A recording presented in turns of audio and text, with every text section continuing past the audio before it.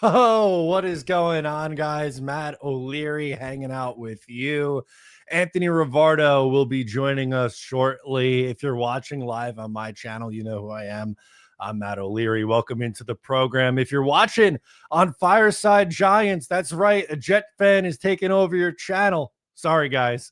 It's going to be a fun one tonight, ladies and gentlemen. I'm looking forward to this one. The Snoopy Bowl between the Jets and the Giants. Some awesome memories from the Snoopy Bowl over the years for both teams, right? Like a big one that I remember was, I believe it was 2010, the first year at MetLife. Calvin Pace had a monster hit on Eli Manning and he came away. His head was bleeding. I believe that was the same game where Victor Cruz, while wearing the number 3, went off for like 150 plus yards. It was a wild one.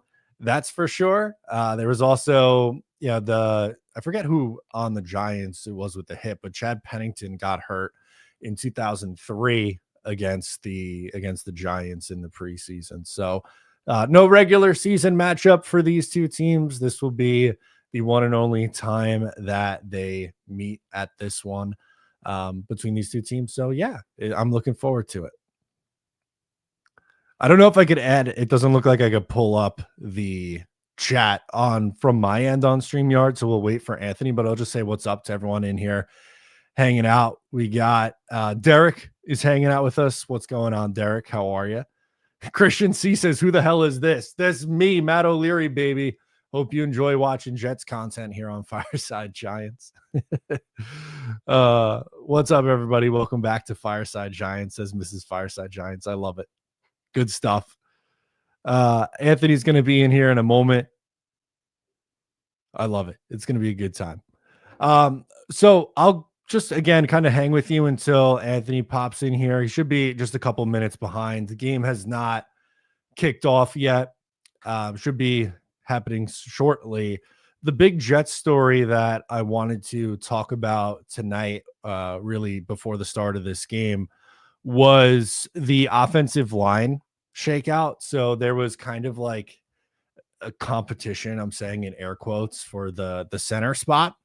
And one day this week during the joint practices, Josh Myers was running with the 1s while Joe Tippmann was running with the 2s as the center. And that was on Wednesday. So when it was at the Giants facility, was when we saw Josh Myers take over with the 1s and Joe Tippmann was running with the 2s. But for the game action tonight, no surprise, Joe Tippmann starting. I think, I said competition in air quotes before. I really do think that he should be the one starting for this team. Really looking forward to that matchup, right? The starting offensive line going up against the Giants starting defensive line, because, you look at it, I think from the Giants perspective, that's one of the better defensive lines in the NFL, right? And you add Abdul Carter to the mix, you can play all around the formation. I was at the Giant joint practice on Tuesday, and he was doing some interior rushes actually on Joe Tippmann. There's a play that kind of went viral of him beating Joe Tippmann and getting a pressure on Justin Fields. Fields ended up throwing deep down the field to Tyler Johnson, who made a nice catch in double coverage. But in a game situation, that's probably a sack. So I think it's a really big test for the Jets, offensive line, and specifically the 2 young tackles in Armand Membu starting at right tackle and Olu Fashanu starting at left tackle. I thought Brian Burns, again on Tuesday, the one that I was at, really stood out. He looked honestly like one of the best players on the field for either team. And he got Armand a couple times. I think from the reports, again, I wasn't there, but from the reporting structure that I heard on Wednesday, the line played a little bit better. But, this is, even if you look at the regular season, probably the strongest defensive line that the Jets will go against. So I'm hoping the starters get a little bit more run than what they got a week ago. It was just one drive for the Jets starting offense in Green Bay, and it was a touchdown drive. Justin Fields led a touchdown drive that finished with a 13-yard rushing touchdown for Fields. And I want to see, one, kind of what I was just saying here on how this line faces up against the Giants defensive line. But also on top of that, you're adding Mason Taylor back into the mix. The Jets rookie tight end did not play against the Green Bay Packers in week 1 of the preseason. So that's another offensive piece that, he's had a strong training camp so far, even going back to mini camp and OTAs. That was a name that kept coming up. Justin Fields building the communication and building the chemistry, if you will, with Justin Fields. And that's a player that I'm going to be watching for tonight. Last week, it was Andrew Beck and the first team. And now Mason Taylor maybe get this run. So, all right, here comes the kickoff, opening kickoff underway. It's the Giants kicking off to the New York Jets. And we'll get a return here from Kene Nwanwu, who gets it out to just over the 40-yard line. So right at the 42, the Jets starting offense will come back onto the field to start this possession. King GB Lotto says, you don't look like Anthony. No, Anthony should be coming on. He told me 7:05, so it should be just another minute. He's in the process of moving. So shout out Anthony doing this while even moving here is pretty awesome. So, all right, first play of the game, little play action fake rollout, and Justin Fields is going to dump it off to, guess who? Mason Taylor. Just talked about him. He gets about 4 or 5 yards. And he comes right out of the game after that. Mason Taylor, again, that was someone that I wanted to keep my eye on in this game. I just think he's going to probably be, I'm going to guess, third on the Jets in targets this year, behind Garrett Wilson, number 1. I think Breece Hall will be number 2 in targets.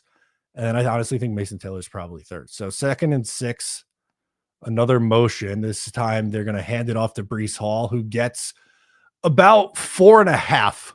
So we're going to get a third down. We'll see where they mark this. If it's 1, it's a long one. If it's 2, it's a shorter 2. So it is listed as a 3rd and 1 here. Breece Hall's coming off. I would imagine we'll see Braylon Allen come in for the Giants fans here in the chat. I know I'm also on Fireside Giants right now, which is very funny to me. But Braylon Allen has been used a lot in short yardage situations. A little surprised that the Jets come out in a shotgun here. Braylon Allen to the right, Garrett in motion, and they do give it to Braylon Allen, who is close. It depends on where this spot's going to be. This is going to be close to the first down marker. It looks short based on where they're marking it. And I believe the Jets offense is going to stay out on the field here.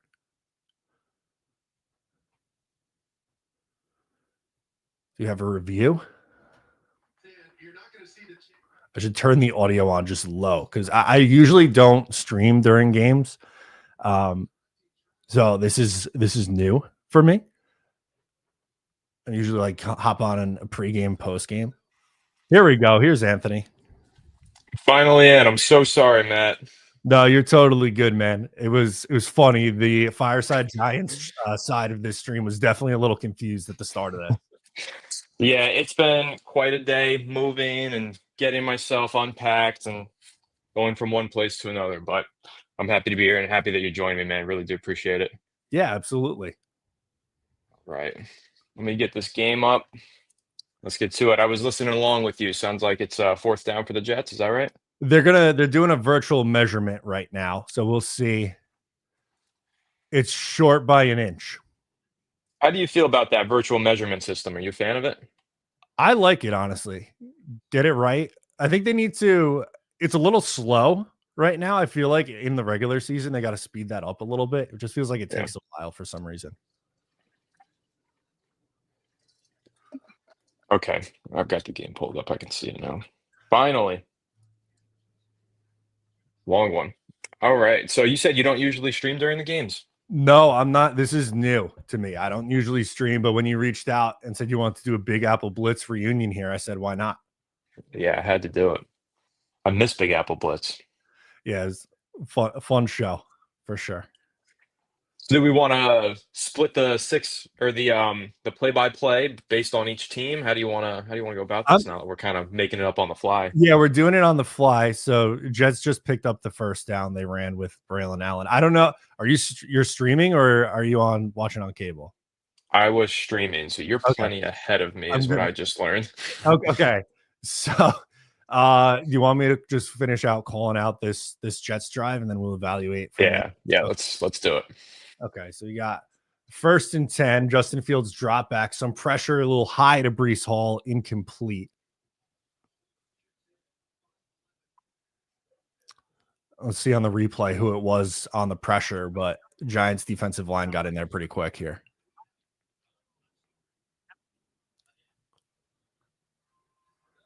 Man, this is rough. They're showing the Mark Sanchez injury from 2013. This is bringing up bad Giant preseason memories for me. All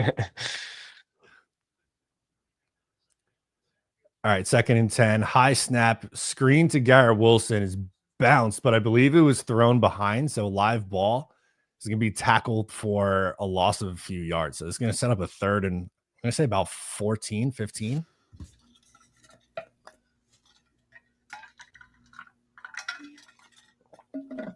Okay, I just saw the 1st and 10 pass. Okay, am I able to pause this? Because I just saw that was Kayvon Thibodeau with the pressure on that one. So that was okay. Yeah, I could see if I could pull up a stream and maybe we get a little bit closer. I'd rather do that than maybe like a mile ahead. Might be a work in progress on the first drive here. They did rule it incomplete, yes. So it's 3rd and 10 here. Fields drop backs to throw. This is incomplete. Garrett's looking for a flag. I don't think one is coming. Maybe we try using the same link. You try that. Yeah, you do that. Drop perfect. Gotcha. We'll be closer on this then.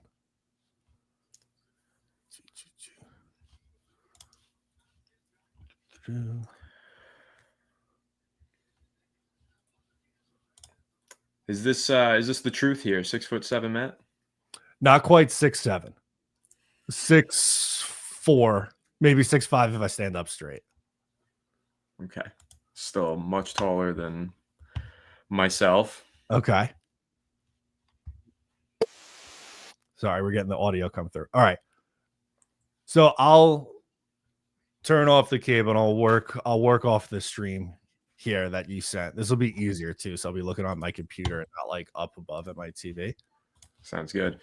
So what are you seeing over on your side now? You seeing the Garrett Wilson replay? The replay of Garrett Wilson just now. Okay, cool. So we're perfectly timed up then. Okay. That's great. Perfect. We'll work on good coverage there from Paulson and Adebo. That's what we like to see. Not you, but me. Can't say we. Jets rookie McNamara coming in. Or no, I'm sorry, 2nd-year UDFA, but he didn't make a roster last year. He's been pretty good in the preseason, and this is going to be downed at the 6. Looks like it. That was a great play by the Jets special teams unit. Yeah, I want to look back and see if they show on the replay who that was, who made the play. Kanayan Nwanwu was 34. Kanayan Nwanwu. Wow. All right, so now we get Russell Wilson and the Giants offense. Starters are playing, so I'm excited for that. How long do you expect the Giants starters to play in this game? If I had to guess, I think they get the first quarter. That's where I was at too with like anyone who asked me this week about like the Jets and their starting unit. I'm thinking about a quarter. Yeah, that's what I'm thinking. But I would like to see, I discussed this on last night's show of Giants Collective. I would like to see the Giants leave the starters out, minus Russell Wilson for an additional drive, essentially put Jackson Dart in with the starters for about a drive. That's what I would like to see them do. Okay. I'm open to that. I thought he looked, I was telling the chat and we were texting early in the week. I went to practice on Tuesday at the Jets facility and I thought Dart looked pretty good in the red zone situation. Unfortunately, how they had it situated, the Giants offense and the Jets defense was on the far field for most of practice until the end where they did like a red zone kind of scrimmage situation. So didn't see a ton of the Giants offense against the Jets defense, but I did like what I saw from Jackson Dart on Tuesday. Yeah, I'm a big fan of his. I'm really excited to see him against this Jets defense. Really curious to see if he gets in with the starters at all. I would like to see that happen. Looks like you picked up a super chat here from David Bruce saying, good morning from Scotland. Let's go Jets. I'll redact that and say, let's go Giants, though. See, look at this. We got people hanging out overseas with us here, watching a little Jet Giant action on a Saturday or early Sunday morning for our guy, David. Yes, sir. We also have SPP Williams in here saying, what's up, Fireside? I know that he's located over in the UK. Okay.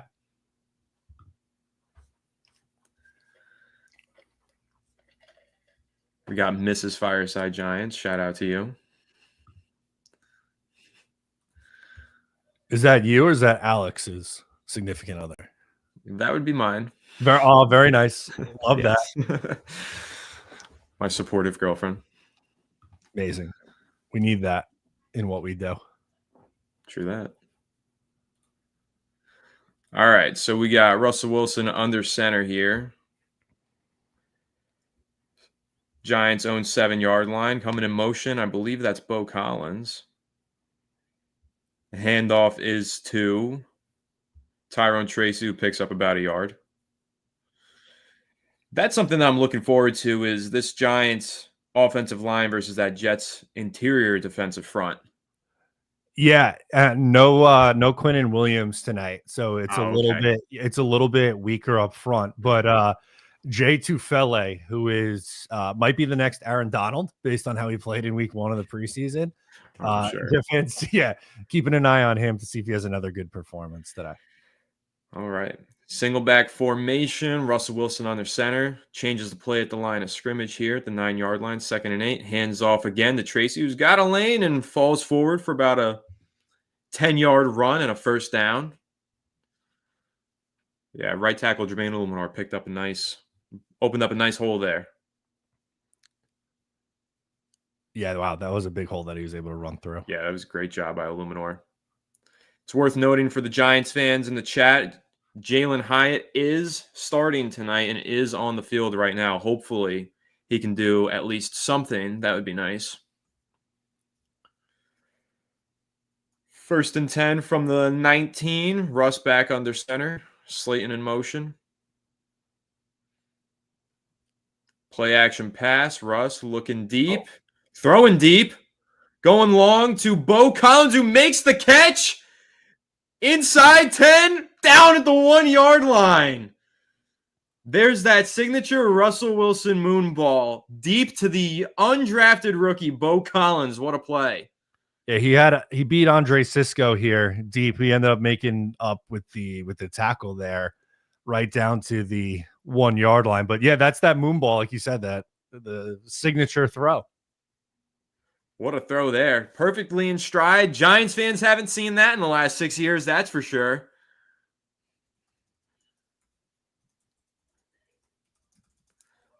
Now Giants at the 1-yard line, single back formation once again. Handoff is to Tracy, who did he get in?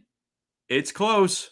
It is close. I don't think he got in. I think he's down at the 1-inch line now. I think that was former UDFA Leonard Taylor who got in with this stop here. Leonard Taylor, I liked a lot coming out of the pre-draft process. That was last year, I believe. Yes. Yep. Yeah, I liked Leonard Taylor. Miami, right? Yep. Miami, UDFA. He was okay in a limited role last year. Cool. All right, back under center. It's Singletary in the backfield this time. Handoff is to Singletary, and he gets in for the touchdown. 6 points on the board. New York Giants up. Yeah, there you go. When you get it down to the 1, it's really hard to defend from there. Singletary just punches it right in. Can't ask for much more than that if you're a Giants fan. Bo Collins, so for context here, Matt, Bo Collins has been like the standout of the summer for the New York Giants. Undrafted guy out of Notre Dame, transfer from Clemson. Can work on specials, but has just been outperforming Jalen Hyatt every step of the way, and it's become a little bit of a battle here. Okay. Yeah, I mean, that's definitely going to be a name to watch then, right? Like, I feel like everyone has it, on their team, that UDFA guy that they're looking out for, that, late round draft pick that you're hoping makes a name for himself in camp? Yeah, that's been Collins so far. Giants have several UDFAs at the wide receiver position who have been competing. Bo Collins, one of them. Montrell Washington, another one. But it's really been Collins that the Giants have praised a lot, given a lot of first-team reps to. This is exciting.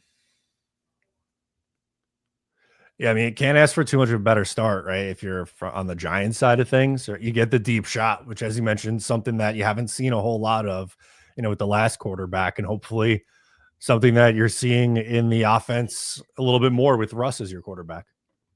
That's the hope. I mean, I've seen 6 years of checkdowns, so.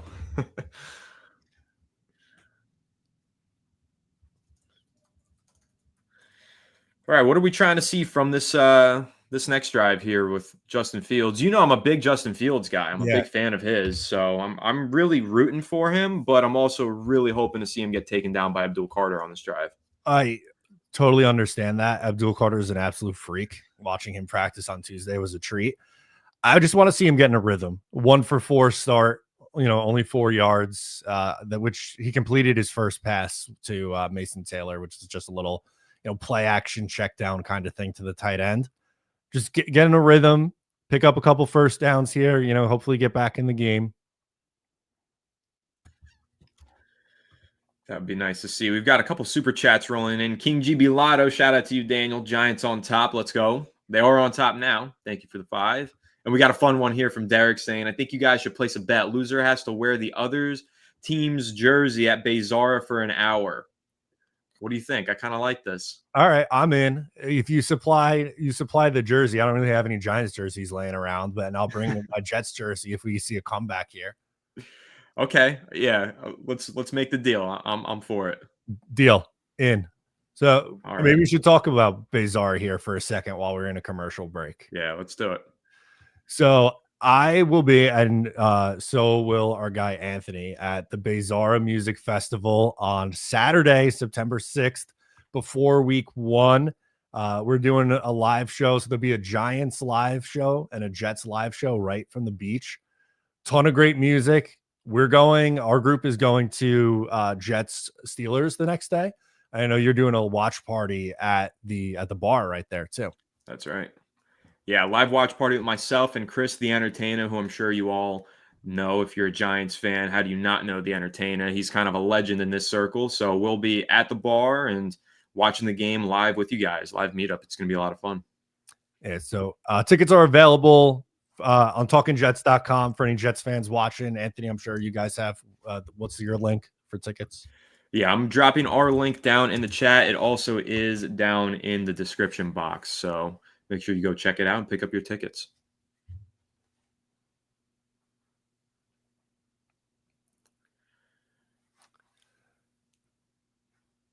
Watching the replay now on that Russell Wilson throw, and I got to say, the anticipation that he had on that was pretty incredible. Yeah, it was a nice pitch and catch. I'm not taking anything away from it. I think that's a rep that Andre Sisco, I think, is going to want back at safety. Yeah, he got a little turned around, and as soon as Russ saw that, he let that thing go. That's Brian Burns with a tackle for loss there on the first down handoff. Yeah, so first down, a little toss to the right to Breece Hall. Brian Burns got in the backfield pretty quick. He's going to set up a 2nd and 11 here.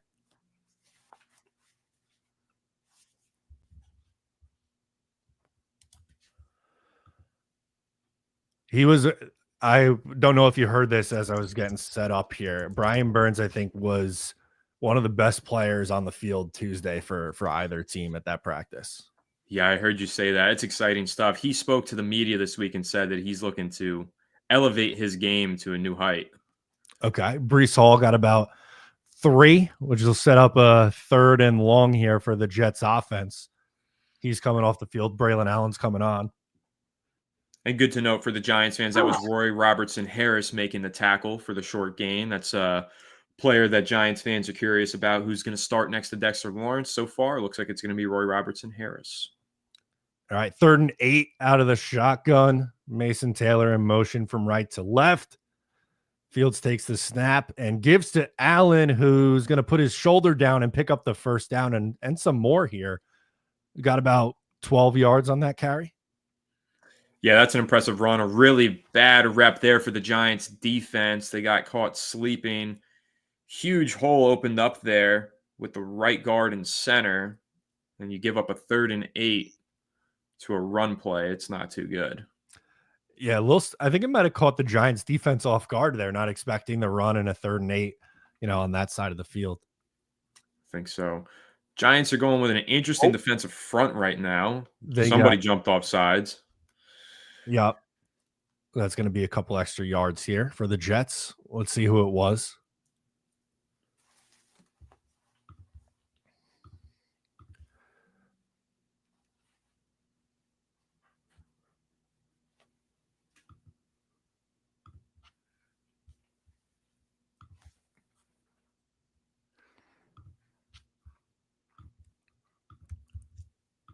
Didn't catch who they said on the broadcast.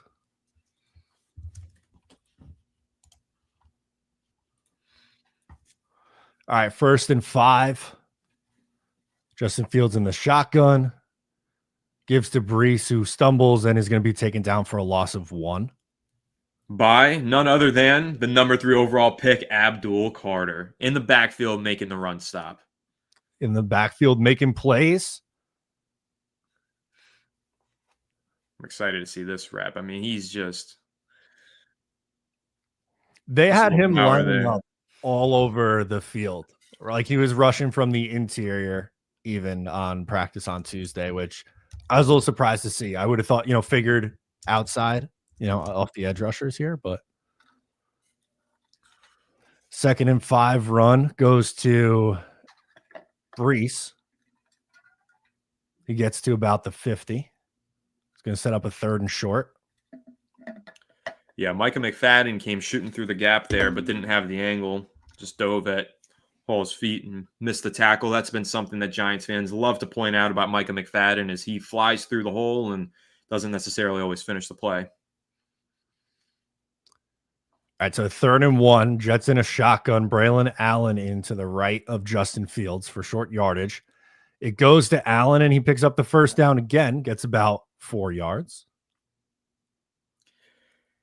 Yeah, this Giants defense, as much as I love the pass rush, I like the new pieces in the secondary. If there's anything that concerns me, it is the run defense. It was a problem last year, and so far, first preseason game, and now here on the start of this game, run defense is definitely the weakness of this unit.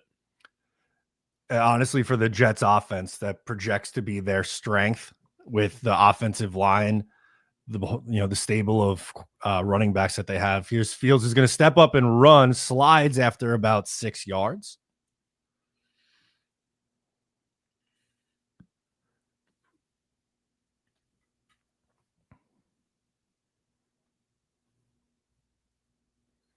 I'll take that. Just an easy 6.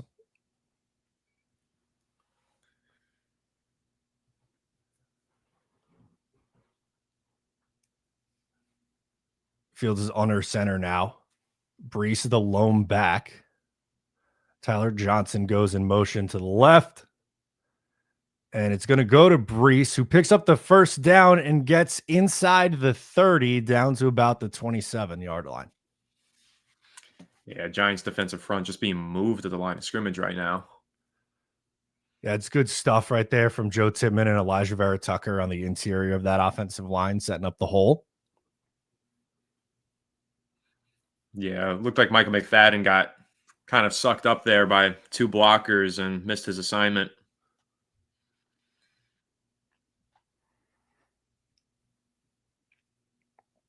Under center again. Heavy package, too. Got a fullback.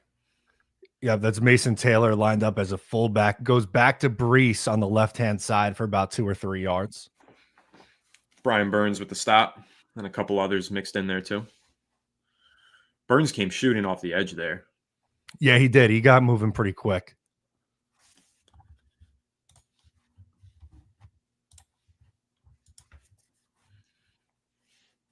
All right, so 2nd and 8. Back in the shotgun, Braylon Allen in.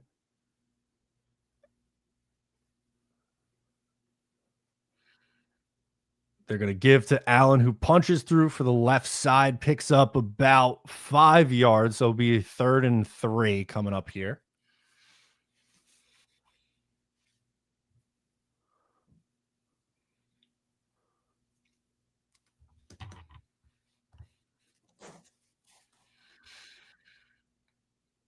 One of the Giants need a big year out of Bobby Okereke is what I was going to say, who's involved on that run stop. 3rd down and 2. Shotgun here. Mason Taylor motions from right to left. Snap to Justin Fields. Drop back to pass. Throws and incomplete. Was trying to target Garrett Wilson. And that was Cordell Flott in coverage, breaking up the pass. Looked like man coverage against Garrett Wilson. That's not an easy rep to win, but he wins it. Dives in front, perfectly timed. And that's probably going to go a long way in this battle for CB2 between him and Deontay Banks. Yeah, nice play by Flott. Nick Folk's going to come out for the 38-yard field goal attempt. Looked like the ball was a little bit behind. It was on Garrett's, back hip. That's one you probably want out in front of the receiver a little bit more. And Folk hits it through. So 7-3 game for Giants leading. Yeah, that's a big play, though, for Cordell Flott. Just this battle has been going all summer long between him and Deontay Banks. It actually even started in the spring because in the spring there were reps where Deontay Banks was sidelined and he wasn't injured, and there was a little bit of confusion about that. But then when we got to training camp, the coaching staff made it clear this is going to be a battle for the second starting cornerback job. Yeah, I remember Flott was a name that you were a bit high on last year in the mix for the Giants cornerback room.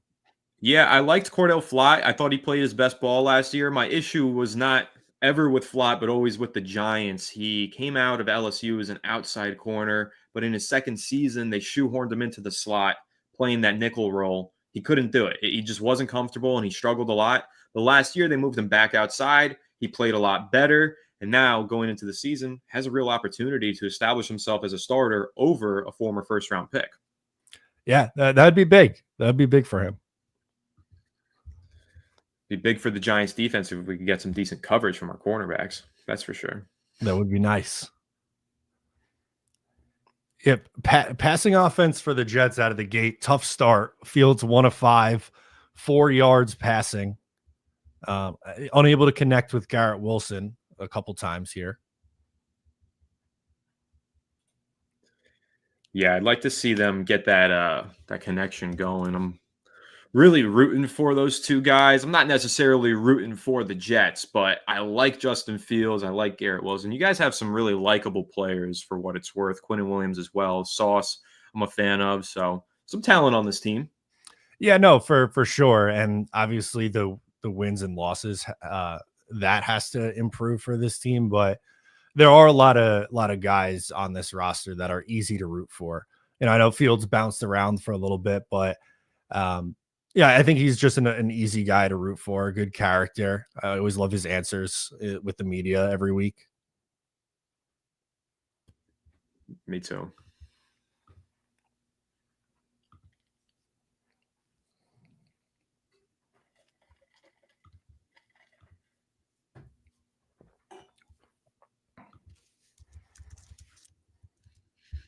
All right, quarter 2:19 left in the first quarter.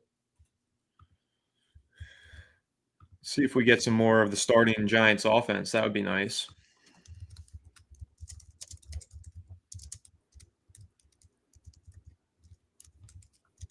The veteran Nick Folk on the kickoff here. This will be returnable. That's Gunnar Olszewski on the return. He's down inside the 30, around the 26. This is a good question from QDA. Over under, we see a Hyatt touchdown today. Under, I think what you need to ask is over under him being on the team past Tuesday. I would take the under on that as well. Can you see my super chats on your side also? There's one from Matthew that I don't know if we got. There we go. Yeah, this one slipped by me. Apologies for that, Matthew. The bet being made after the Giants score. Sneaky stuff from our guy Anthony. I wonder if that was done purposely. Hey, man. Don't hate the player, hate the game.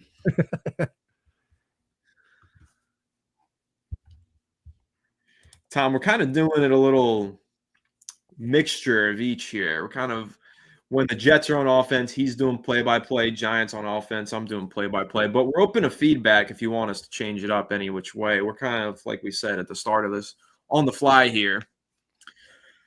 There's a false start there. Giants moved back. It's 1st and 15. Russ hands off to Tyrone Tracy.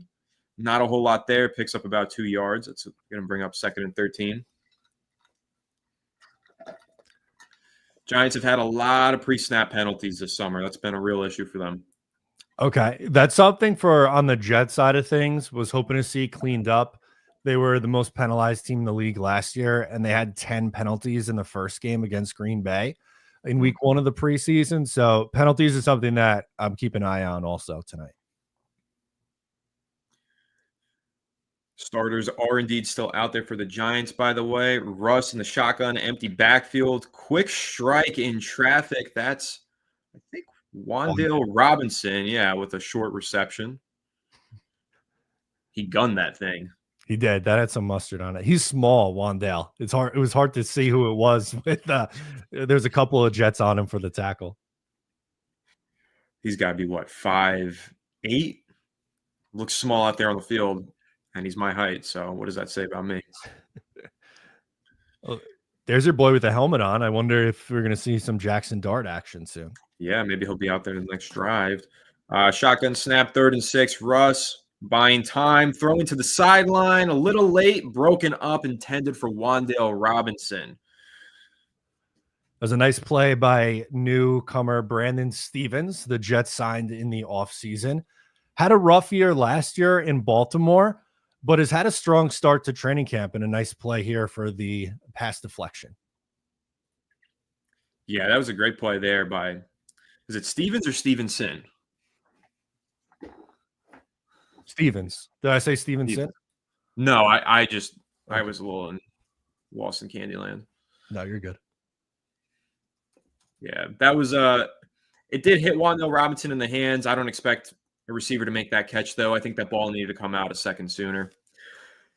Punt fielded by the Jets. They're down at the 29-yard line. They're taking over on offense. I did see, like you said, Dart had his helmet on. I imagine our predictions here are probably right whole first quarter for the starters, and maybe we'll see Dart coming into the second. Yeah, definitely.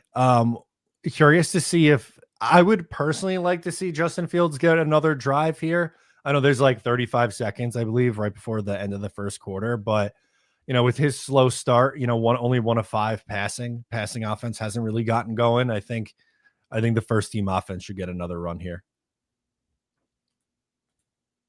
Yeah, I'm with you. I think they could use the reps.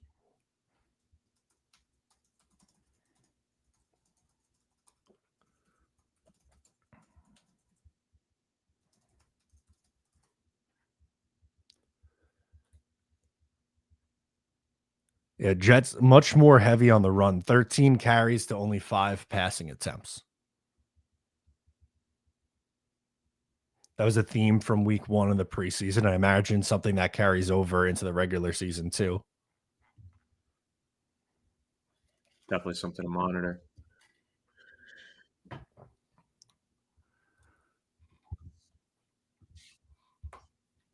What do you think about this? Should we get a little Abdul Carter sack right before the quarter ends? Is that something you want to see, Matt? I mean, not personally. I would like to see this young Jets offensive line stand up tall, but I was given some praise to the Giants defensive line. I think it's one of the better fronts in the NFL. And look, Carter, he's going to make a ton of plays this year. I agree. I think he's going to go double digits as a rookie. Yeah, I know he's the favorite for defensive rookie of the year and not really a great value pick, but I'd be interested in seeing what his odds are for defensive rookie of the year.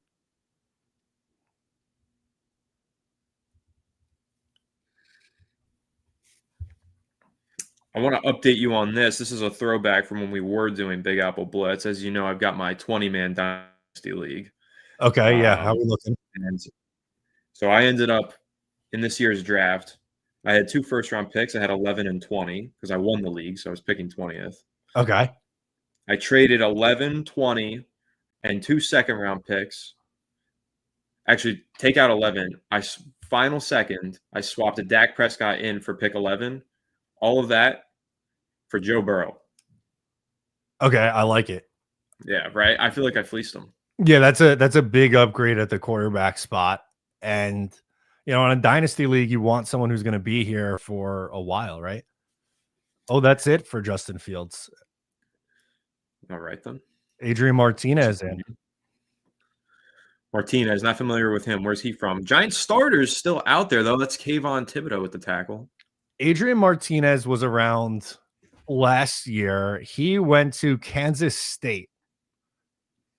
Practice squad type of guy. Tyrod Taylor had his knee scoped, and Brady Cook got banged up in the Giants joint practice on Tuesday. So I wonder, we might see a lot of Adrian Martinez, excuse me. Interesting. We'll see if they get another play in there. Giants flipping the defense. And that's, did they get it? No, they didn't get it off. End of the first quarter. They should be happy the whistle was blown. Raheem Nunez-Roches was 5 yards in the backfield in less than a second. Yes.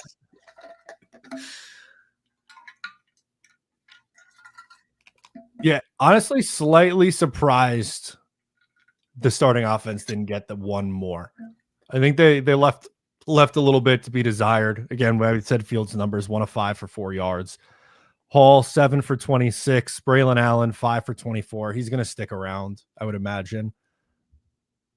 But just not a lot. Sometimes you got to tip your cap, but I would have liked to see if they could maybe get some yardage and get in sync a little bit more passing, or at least give them the opportunity to.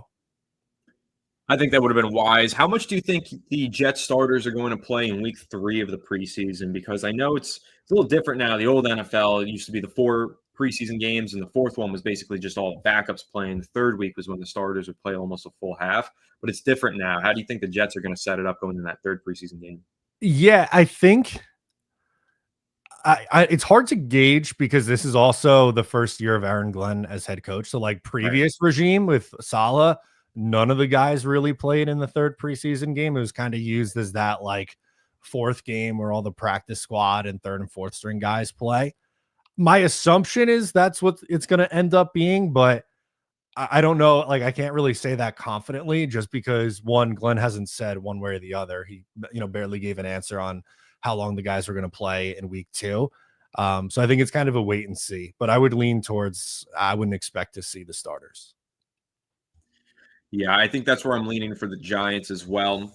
I think you know how I feel about the preseason and the lack of playing time the Giants players get in it. So I would like to see some of the starters play in week 3 of the preseason as well. And especially too now, like you have the bye, right? Like there's a week before the regular season starts. Yeah. So then you're looking at like 2 weeks of your starters not really, having any reps. I think there's a reason why we're seeing more of these teams start slow in the beginning of the year. Totally agreed. I do think we've seen at least a little bit of a shift, though, this year. I think there are more starters around the league who have been playing in the preseason, which is a nice change of pace, and I think is going to be good for the product of the game. No, I totally agree. I'm about it. And like I know, people talk about the injuries, and like I get it is a risk, but I don't know. We've seen teams be cautious with it too and deal with injuries throughout the season. So I don't really know if there's a correlation there. Agreed. 100% agreed. All right, start of the second quarter. Jets still have the ball on offense. Yeah. All right. So it's Martinez under center, sent Andrew Beck in motion. And it's a play action to Braylon Allen looking deep down the field, and that is caught. Big reception down to number 87. That's big Brandon Smith on the reception. Yeah, that was a good throw in the pocket of his zone coverage defense. Over on the left side, that's Corey Black in coverage, I believe. 7th-round rookie for the Giants. They still do have quite a number of starters on the field, though. I did see Carter. I did see Thibodeau. I do see McFadden. Jets right back up to the line, playing with a little bit of pace right now. Braylon Allen, the lone back. He's going to get the ball on the left-hand side and cut it back, but is swallowed up by big number 95. 95, that's Roy Robertson Harris. Carter was involved there too. And I will also point out Abdul Carter playing a little off-ball linebacker on that play. Not even lined up on the defensive line. That was pretty interesting. Interesting. Jets called for a holding on that one. That'll back them up a few yards. Yeah, it is always important to remember Carter, while he is an edge rusher / pass rusher, whatever you want to call him now, he did start out as an off-ball linebacker. So the Giants really can move him all over this defense, and that's not limited to alignments on the defensive line, but even in that linebacker core, they can move him all over the place. 1st and 20, Jets in the shotgun. Martinez back to pass, checks it down to Brandon Smith again, who's going to get about 8 yards. Is this someone, Anthony, who's a roster hopeful? The Jets wide receiver room outside of Garrett Wilson, kind of leaves a lot to be desired. But Brandon Smith, one of like 3 or 4 guys fighting for one of those last 2 spots on the depth chart. Yeah, that's going to be a fun battle to watch. I know the Jets wide receiver room, like you said, is really wide open across from Garrett Wilson. 2nd and 12, Smith in motion. They're going to give it to Allen on the inside. He stays on his feet, picks up about 5.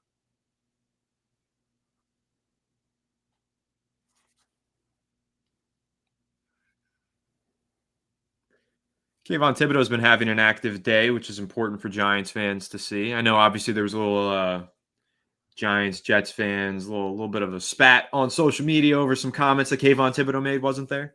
Yeah, KT, he always has something to say that I feel like it gets the attention going on his side. Isn't that so? 3rd and 8, Martinez in the shotgun. That's Jamal Pritchett in motion. They're going to try to get to Pritchett, but that was an errant pass. A ton of pressure on that one. They were trying to set up a screen, but unable to get things going. 4th and 8, Jets will punt. That was Abdul Carter, came screaming through on that play, forced a quick pass from Martinez, incomplete. But also, I don't think that screen was going anywhere. Drew Phillips sniffed it out, and he was standing right on it. Wow, Carter is fast, isn't he? Yeah, he's incredibly quick off the edge there.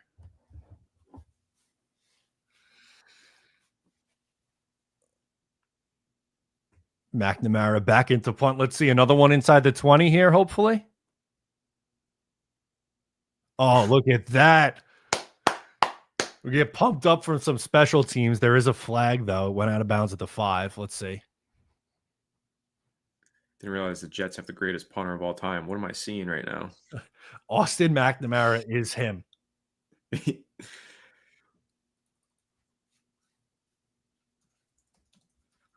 Holding on the Giants, half the distance to the goal. They're going to be backed up near their own goal line as Jackson Dart is not coming out. Looks like Russell Wilson's still taking over on the offense. Okay, interesting. Okay. Also worth noting, we mentioned in the first quarter, actually on that first drive, how we expected to see some more Jalen Hyatt tonight. He was in the starting lineup. And then he was out, and the very play that he came out was that big, deep shot to Bo Collins for 80 yards, and we haven't seen Jalen Hyatt on the field since, but it does look like he's trotting out there for this next drive.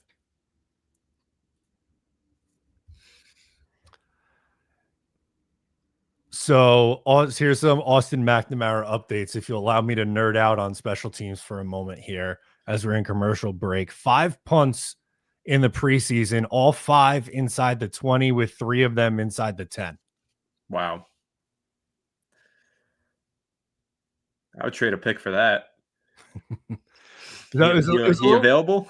It was a little controversial because the Jets cut fan favorite Thomas Morstead this offseason, the veteran punter. He's been with the Jets for the last 2 years. And it was a money-saving thing, right? McNamara, as a former UDFA, I think is signed for like $700K.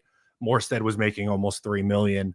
I was a little concerned with it, but McNamara has been awesome in both training camp and the preseason, so it doesn't seem like an issue now. Not at all. He looks fantastic. What I just saw today was unbelievable. I mean, he's got a lot of backspin on those punts too. It's like stopping on a dime. Yeah, they just, like you said, it kind of just stops, right? Like that was a good fake by whoever was back there. It wasn't Olszewski, was it, for returning that? That time it was D. Williams. Okay. He faked me out on it, so I didn't really see where the ball was, but landed at the 5 and pretty much just stayed right there. Yeah. D. Williams, a back of the roster cornerback who was with the Seahawks, I believe, last season as a kick returner. Do not search his name on Twitter because you will not find the cornerback for the Giants, but nevertheless, Okay. he is a cornerback for the Giants. I see where that's going. But he's an interesting player. He had a practice when I was over at training camp a couple of weeks ago. 2 interceptions and 2 pass breakups on the day. He was playing out of his mind, so he's somebody to keep an eye on. Okay, nice. Evan Neal in the lineup now, getting reps with the starters at right guard. This should be fun to watch. How has he looked kicking inside? Much better. Eric Flowers 2.0? Possibly, except the Giants might get it right this time and have him make the transition on the team and not off the team. Giants in the single back formation from their own 2-yard line. Russ, play action, back to snap, throws. That's Jalen Hyatt. Gets open. Some yards after the catch, perhaps. That's a nice gain for a first down and then some. Finally, Jalen Hyatt involved. There you go. That was Quantez Stiggers on the coverage. Looked like he slipped on the move here from Hyatt. Yeah, really sell the go ball. Hard stop at the top on this about 12-yard curl route. Nice rep there. That's good to see. Giants have a fullback in the lineup, and it's number 94 defensive tackle Elijah Chapman. Okay. Hand off to Tracy. Chapman had a nice block there. Tracy fights forward for a gain of about 4 yards. Nice. Getting funky with it in the preseason. I love it. For sure. Giants running right up the middle. Chapman was the lead blocker there. That was interesting. Anything to save a roster spot, I suppose. Showing off the versatility. That's right. 2nd and 6. Russ is in the shotgun. He's got 3 receivers left. Tracy in the backfield. Drops back to pass, throwing a go ball to Hyatt, and it's too long. No fault of Hyatt. That ball got away from Russ. Overthrew it by about 5 or so yards. I think I would like to see the replay, but I'm pretty sure that was number 30 in coverage, which if so, that is starting nickel corner Michael Carter. Yeah, that's number 30. Honestly, looked like Hyatt might have had a step. That wasn't a bad rep from him. No, not at all. All right, 3rd and 5. Once again from the shotgun. Russ drops back to pass. Quick throw out to Devin Singletary. Can't get anywhere. That's Carter stopping him right there at the line of scrimmage. Really good nickel cornerback there for the Jets. I like him a lot. Yeah, really good. He was hurt a lot last year, really banged up. So big addition to this Jets defense, getting him back. And Jamie Sherwood, who just got paid this offseason, was also in on the play. Nice. I also like Sherwood. That is a unsung hero of my 20-man Dynasty League roster. Okay. Yeah, I'm really excited for the speed that the Jets have at linebacker with Sherwood and Quincy Williams. Yes, that is a nice combo right there. Jamie Gillen boots it away, hanging up there inside the 30, right on the sideline, and quickly brought out. Ooh, a little bit of a late hit there. No scrum, though. All right. Back to commercial break, 10-11 left in the second. That was Pritchett on the return. One of the guys, he's a wide receiver, really more of a returner, though. If he makes the team, it would be because of his special teams prowess, but his roster spot, definitely not a guarantee.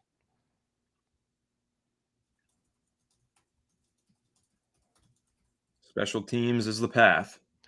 Yeah, today, right? Like in most of these drives, I mean, you had the Giants' first drive of the game where they score in a big explosive play down the field, but it's kind of settled down a little bit for both of these defenses. I would say not really a lot going on right now for either offense. Yeah, not a ton going on, but I'm waiting for that spark plug. I'm waiting for number 6, Jackson Dart, to go in there and fire the offense up. Yeah, that's the fun, right? Like when you have a rookie quarterback or a young quarterback, watching him go in and get reps. And even if it is against, second and third string guys, you just kind of want to see how he handles things when the lights come on. So I would imagine that we will see him the next possession the Giants have here. Yeah, I think so. I really doubt that Dable pushes these starters out for the whole first half, but honestly, he's a wild card, so I can't completely rule it out either.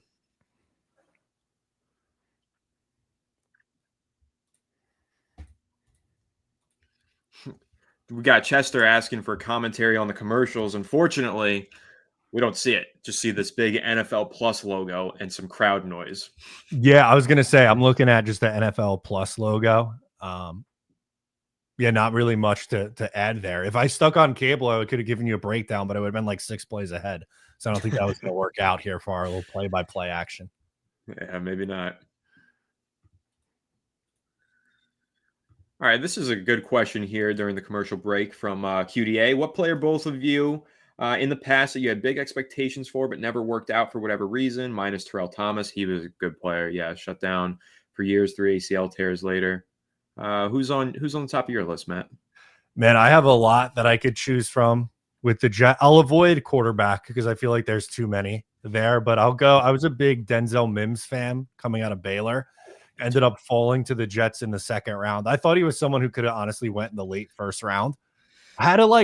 He was hurt for the first half of his rookie year and had a strong finish in the second half and then did absolutely nothing and is now like fighting for roster spots in the UFL. So that'd be my answer. How about you? I'll give you another Jets answer, and I will go quarterback here. I really wanted to see Jordan Travis become something, but he obviously had to medically retire this offseason. Yeah, that was tough. Unfortunate for him. Yes. It's Bobby Okereke on the stop for a gain of none, it looked like. Pass to the flat. First down, little check down to Brandon Smith. Preseason god last year, ended up on the practice squad. Played in a couple games at the end of the year last year. Didn't really do a whole lot, but has kind of been like one of those fan favorite depth guys that people are rooting for to make the 53. All right, 2nd and 10, shotgun for Martinez. That's going to be given to, I believe, that's Kane and Nwanwu, who picks up about 7 here to set up a short 3rd and 3. Big lanes against this run defense. Giants starters still out there, not able to stop the run. Yeah, this is a Jets second team offense, so not the starting offensive line. You're looking at guys like Max Mitchell on the left side of the offensive line, Xavier Newman in at guard, Jason Myers in at center. All right, Giants have Abdul Carter and Darius Alexander out there right now. 3rd and 2 out of the shotgun. Martinez is going to pass. Has some time to throw. Deep down the field, no one home. A little too high for Brandon Smith. Abdul Carter pancaked twice on that play.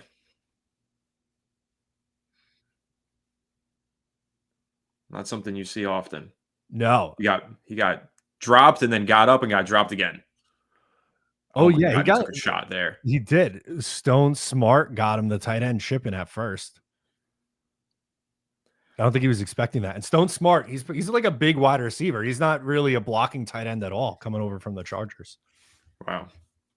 Here we go. The all-star of the game, McNamara back into punt. Another bomb fair caught at the 16. I'll take it.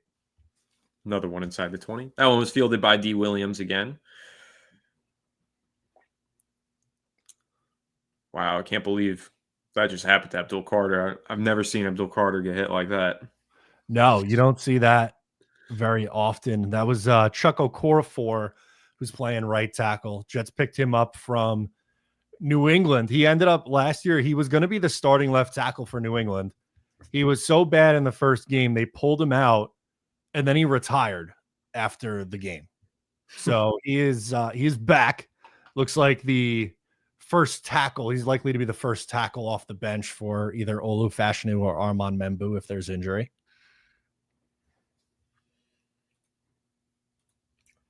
Looks like we're getting back into the game here with the Giants offense taking over, and I'm seeing it's going to be Russell Wilson still out there. Again, wow, okay. Looks like they are going to go the whole first half. Here's a fun fact on Russell Wilson's deep pass to Bo Collins. That's an 80-yard gain, longer than any passing play in the history of Daniel Jones' NFL career. Does that make you happy or sad? Like sad that you lived through that 6-year run, or like just happy that it's over now? What's the vibe? Happy because I'm grateful that I survived that 6-year run, and now that we are on to brighter horizons. Maybe I don't know. I don't know if you got merch over at Fireside Giants, but maybe I survived the Daniel Jones era t-shirts. That's pretty good. Actually, we do have merch at Fireside Giants. This is a merch piece from Fireside Giants, the Abdul Darth Carter. Oh, I like it. I know, that's pretty cool. But yes, that's a good one. I might have to.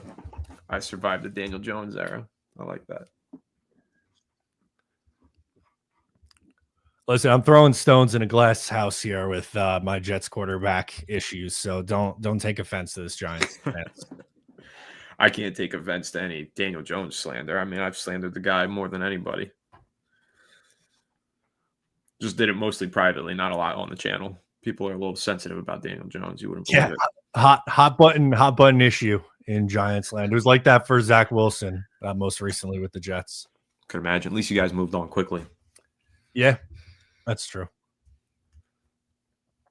Evan Neal in at right guard. Jalen Hyde and Bo Collins are the outside receivers, with Russell Wilson now walking up to get under center here in the single back formation. 1st and 10 from the 16-yard line.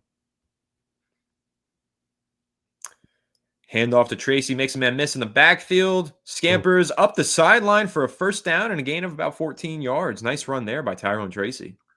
Yeah, that was a nice run. I want to see who that was in the backfield here that missed this tackle. Jets had a chance to stop him behind the line, but that was 58 Eric Watts.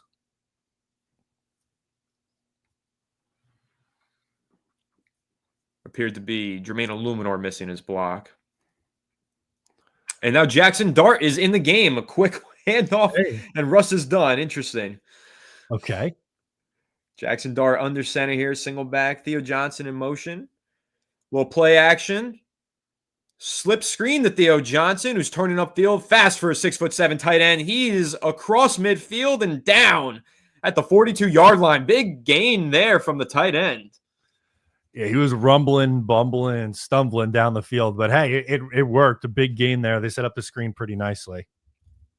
Now, this is a play when I was over at training camp that I watched the Giants spam and practice. They were just over and over getting this ball to Theo Johnson and practicing these little slip screens. This is going to be a big part of the Giants' offense this year, I think. And now we've got Russell Wilson back in the game. One play for Jackson Dart, throws a nice sidearm screen pass, that he's off the field. Okay, this is interesting. And you got your defensive tackle back in at fullback here as your lead blocker on the play. Yep, too. pushing the pile too for a gain of about 5 there from Tyrone Tracy Jr. on the handoff. I don't know what Brian Dable's up to, but it's something devious. Devious Dable. The one play switcheroo. Okay. Nice block there from Elijah Chapman. Russ is calling it out and hyping him up too. Jackson Dart all smiles on the sideline, hanging out with Tommy Cutlets. My boy. Big second half Tommy Cutlets action, we thinking? Can't wait. Russ, play action. Firing one deep. That was a long miscommunication with Bo Collins. An arm punt caught by Brandon Stevens. Intercepted. New York Jets are going to take over from their own 20-yard line. Quantez Stiggers on the interception. Sweet. Got the name wrong. My apologies, Jets fans. But nevertheless, terrible throw from Russell Wilson, or really just a miscommunication with the wide receiver. Yeah, I think he was expecting him to stay outside and kind of cut in here. And yeah, I mean, it just Quantez right here. Looked like it might have been an option, post or corner. He took the post. Russ expected the corner, threw an interception. This stuff happens in the preseason. Right.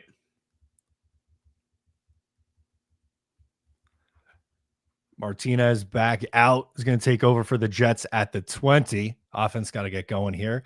Slant is dropped by number 82, Arian Smith, Jets 4th round rookie. Drops were an issue for him at Georgia. Hasn't really been an issue for him in training camp so far, but that's one that's got to be caught.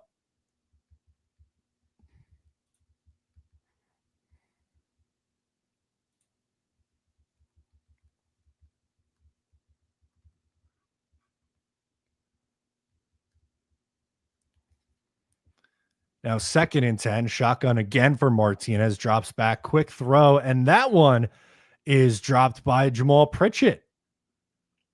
Back-to-back drops here for Jets receivers. Yeah, not good there. Depth not looking too hot in this Jets receiving core.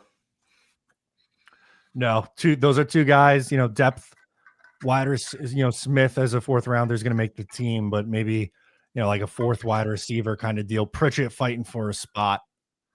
That's not going to go a long way for him.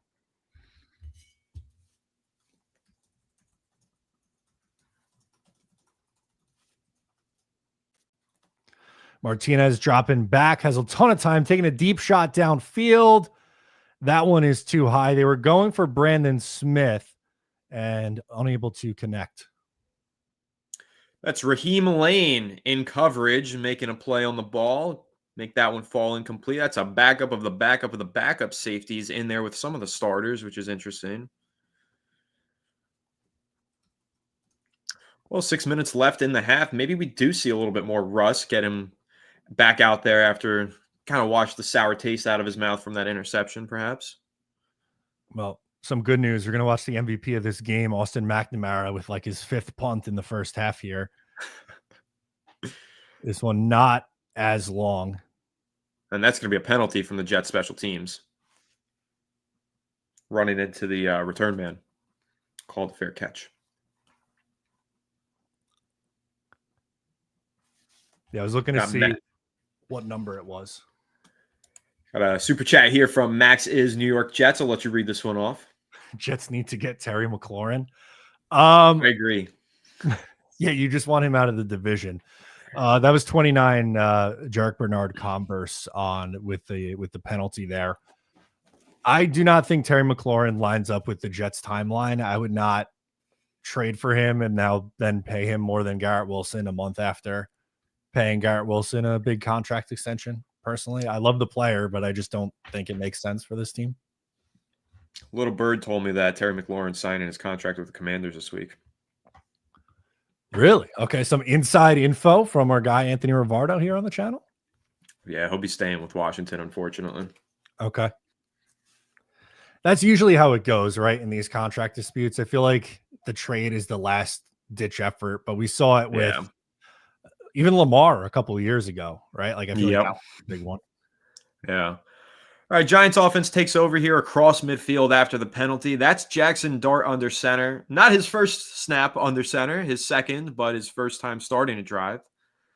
And he is going to hand off to Devin Singletary, who makes a man miss and picks up about 3 or 4 yards.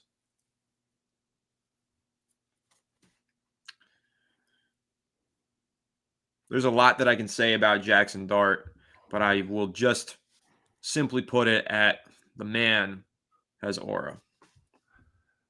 He does have aura. Like that is undisputable. I don't know if he's going to be a good quarterback or not, but he does have aura. I'm convinced he's going to be a great quarterback. 2nd and 7 from the 43-yard line. Shotgun snap goes to Jackson Dart. Play action pass, and he's firing one downfield. Back shoulder, just a little bit underthrown for Bo Collins, who did break open at the last minute there on the back shoulder throw. Yeah, he would have had him on the back shoulder. The Jets got some pressure. It looked like Dart was hit on the throw. Was hoping to see a replay. Unfortunately, looking at Bruce Beck on the sidelines, I'm not sure who was in and got the hit there. Well, we'll have a 3rd and 7 here from Jackson Dart in a range where he could theoretically take a shot like he did last week on a 3rd and 5 for a touchdown, but we'll see. Does have one-on-one coverage outside against the press. See if he tries to expose that. He's looking that way, but he's under pressure. He's going to escape, gets tripped, and falls. He grabbed his helmet on the ground. He knew he had a big gain out in front of him if he didn't get tripped. That was Kingsley Jonathan on the sack. Don't ask me anything about Kingsley Jonathan. He is now, I would not even consider him as one of the second waves. This is, unfortunately, I hate to be harsh, but someone who I don't think is going to be on this roster for too much longer. Yeah, it was a mostly clean pocket as well, at least from the right side of the line. Evan Neal did hold up, which is good to see. It was left tackle James Hudson got beat, but that play was a flood to the left side of the field designed to create a running lane to the right for the quarterback, but just got tripped up at the last second there. Another punt inside the 5. Special teams fielded by Turbo Miller, the running back, who was the Giants' offensive player of the game, according to Brian Dable last week. He put up over 100 yards fighting for a roster spot, now making a play on specials. That's the way to do it. Absolutely. If you're going to be a third or fourth running back or fifth or sixth receiver, you got to be a little bit more versatile. So that's a good sign. And QDA with a good question here saying, would you go for it on 4th here? I wouldn't. I think the Giants did the right thing because you want to play it like it's a regular season game, even though it's only a preseason game. Yes, sure, you'd like to see Dart with a 4th and 6 rep, but you'd also like to see Dante Miller make a play like that on special teams to help his case in making the roster. So it all works out, and it's important. Martinez back in under center. You're going to give to Nwanu, who scampers up the middle and ends up picking up about 6 yards. Darius Alexander involved on the tackle there.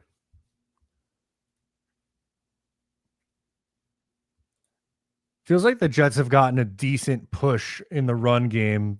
17 carries for 78 yards so far in the first half.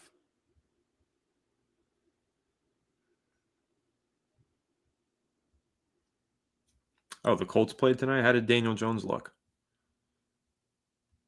I don't know. I have not really been following that situation because that's kind of gross watching Daniel Jones and AR try to fight it out there for the starting job. But I don't know what direction they're going to go. Would you just go AR? Too much Daniel Jones trauma for you? My brother, you could not pay me enough money to declare Daniel Jones my starting quarterback. Not again. Fair enough. I also think Anthony Richardson, at this point, you're going to have to feed him to the wolves and see if he can fight his way out. Because I don't think he's going to benefit from sitting behind Daniel Jones for several weeks. No, it's now or never. And if it flops, and you just move on. He is the kind of player, though, that I could see as a reclamation project for another team. Yep. And Wanwu goes up the middle, picks up about 3 or 4, picks up the first down here. Giants run defenses and not impressing any of us. No, yeah, again, the strong start for the Jets on the ground. They're now up to, 19 for 85? So 4.5 yards a carry for the Jets offense today. Although passing 5 of 14 for 39 yards, which is pretty gross. Don't love that stat line. Martinez is going to pass on first down and has Donovan Edwards, who falls for about 7. He was the star of the second half in last week's preseason game. UDFA out of Michigan, trying to stick on this roster. Darius Masua, 6th-round pick from last year, over in coverage. 2-minute warning. 7-3, Giants up. Only action on offense we really saw was Giants' first drive. That was about it. Yeah, pretty much. I mean, that 80-yard bomb. And then outside of that, hasn't been a whole lot. No, definitely hasn't.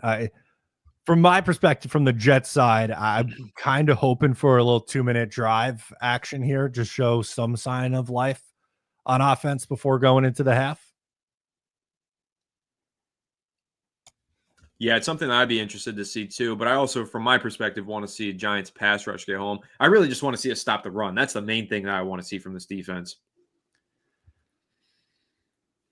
Yeah, I mean, that's definitely understandable with how this game has started. I know that there's not a ton of clock left. The Jets do have all 3 of their timeouts, though, so I feel like they can still lean on the ground game a little bit here. I would think so. Feels like this first half flew by, though. Or is that just me? No, it definitely did go quick, but not like I see a couple like snooze chats in the emoji in the chat actually. But I feel like that's appropriate for the kind of off there we go. My guy Jerry in here. It's been a boring offensive start. If you like special teams and punts, this is the game for you. Oh, yeah. Well, there has been some great special teams plays. No, I would like to see some fireworks bang, though. I'd like to see some deep passes, something. Big runs. Need a little more offense. Well, I would imagine you'll see some more Jackson Dart. So, I mean, that will be exciting for you. It's hard to really get the juices going for Adrian Martinez and the Jets, third string offense beyond this. But a guy that I'll definitely look to watch is the person who just made the play, and Donovan Edwards. At one point at Michigan was like really highly regarded, thought probably could have been a draft pick, but had a really tough year last year and then ends up going undrafted. Yeah, I was going to say, that name does sound familiar, Donovan Edwards.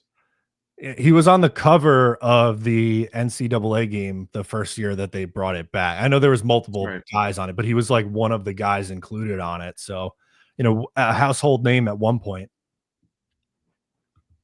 Got a couple of Matt O'Leary viewers blowing up the chat here. King Jamie the Mad and Jerome. King Jamie is our favorite Chiefs fan that I don't know why, for some reason, is always in the Jets live chats, but we love him. He's a huge supporter of us. So thanks for coming and hanging out, King Jamie. It's awesome. Welcome. And I'll see you, King Jamie, week 3, Giants versus Chiefs.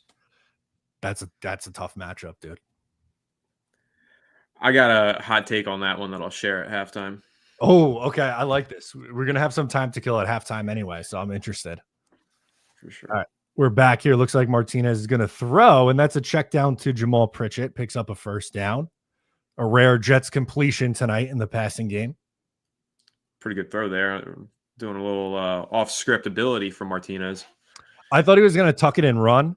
He does have some juice with his legs, which we might see at some point tonight. Haven't really seen it yet.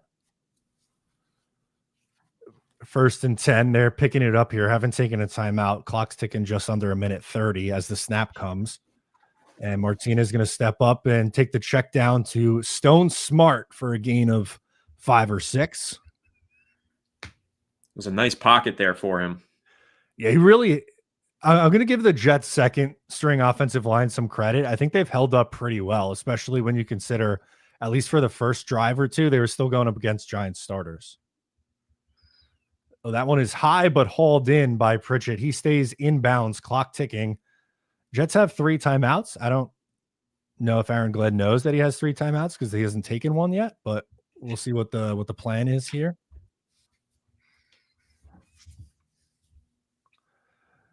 Third and 1.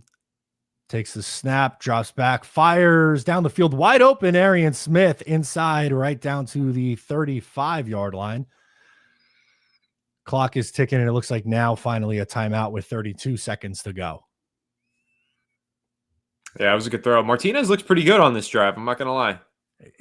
If you are into some sicko fourth quarter in August preseason time, then Adrian Martinez is your guy. Well, I am definitely into anything sicko.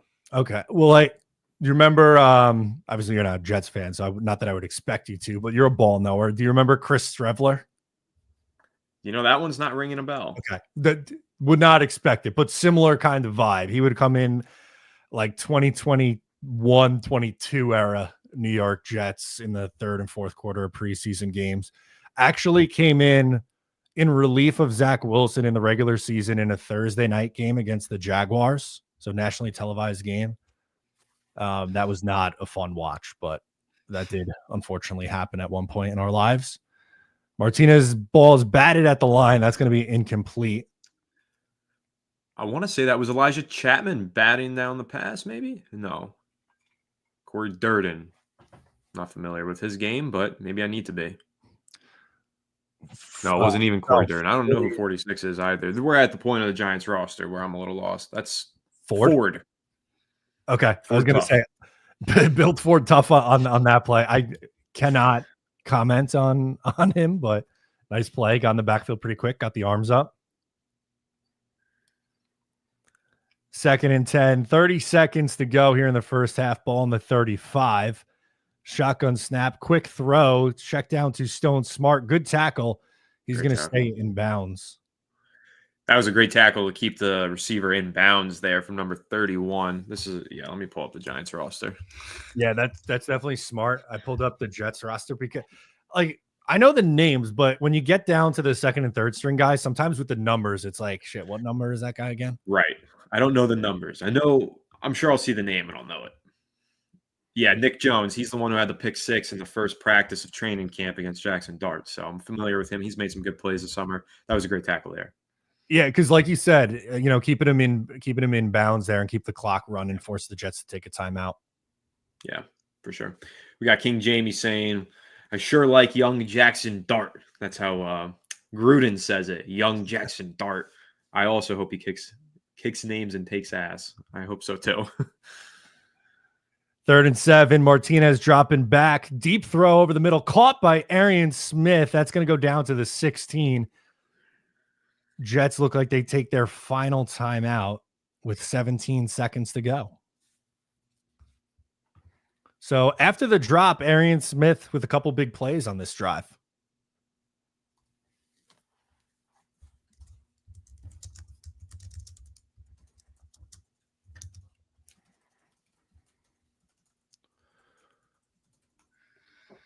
So this Smith is like the guy, right? This is the guy Jets fans are really, really into, huh? Yeah, so it was a bit of a controversial pick because they took him in the 4th round. He was kind of projected to be a 6th or 7th round guy. So, some people viewed it as a reach. Has crazy speed, is really more of a deep threat, even though he's been kind of catching some passes underneath. Drops were an issue coming out of school. Again, like I mentioned, for most of camp, that hasn't been an issue, but I'm sure with that drop that we saw on the last possession, that might sneak into the minds of some fans. But when you look at the Jets depth chart at the position, kind of rooting for Arian Smith to work his way up and maybe hopefully be wide receiver 2, ahead of guys like Alan Lazard, who's banged up right now, and the veteran Josh Reynolds. So correct me if I'm wrong. Arian Smith had a drops problem in college. Yeah, he had 10 drops last year.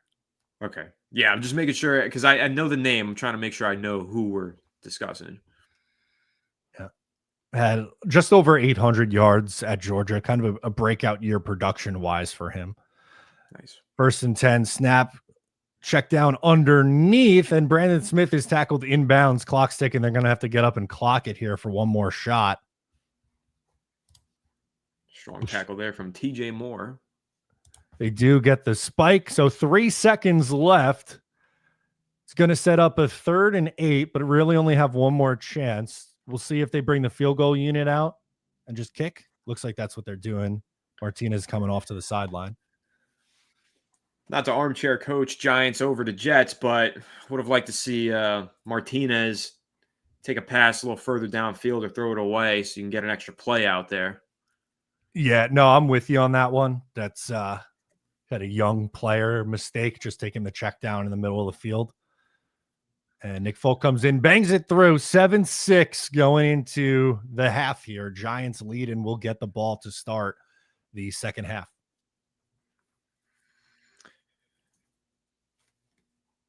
All right, 7-6 Giants after the first half, thanks to the deep bomb from Russ. Overall, I feel pretty lukewarm about the way the Giants have played. We got a nice play out of Theo Johnson. Bo Collins had the big catch, but then the miscommunication with Russ. Run defense has looked like a problem. Pass coverage has been a little up and down is what I would say for the Giants defense, but it is the preseason, so. It is the preseason. On the Jets side of things, passing offense, not great. 12 of 23 as a team, 101 yards, 63.9 rating. I will say though, I'm happy with the ground game. 19 carries, 85 yards, averaging 4.5 yards per carry. I think they've gotten a pretty good push, the offensive line, both the first and second string line. So I'll take that as a positive, but not a ton really going on, right, for either of these offenses in the first half. Right. Russ is 4 for 7, 108 yards, 0 touchdowns, 1 interception. He did connect on an 80-yarder, but it was down at the 1-yard line, so no touchdown there. Jalen Hyatt had a catch. That's big for Giants fans. Tyron Tracy Jr. averaged 5.6 yards per carry on 7 carries for 39 yards. He did look pretty good today.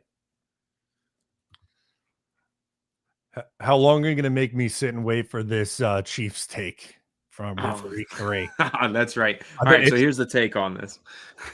Let me make sure that I'm right on this. I got to look at the Chiefs schedule real quick. Okay. Are we going to pull up yes conversations in week 3? Yes.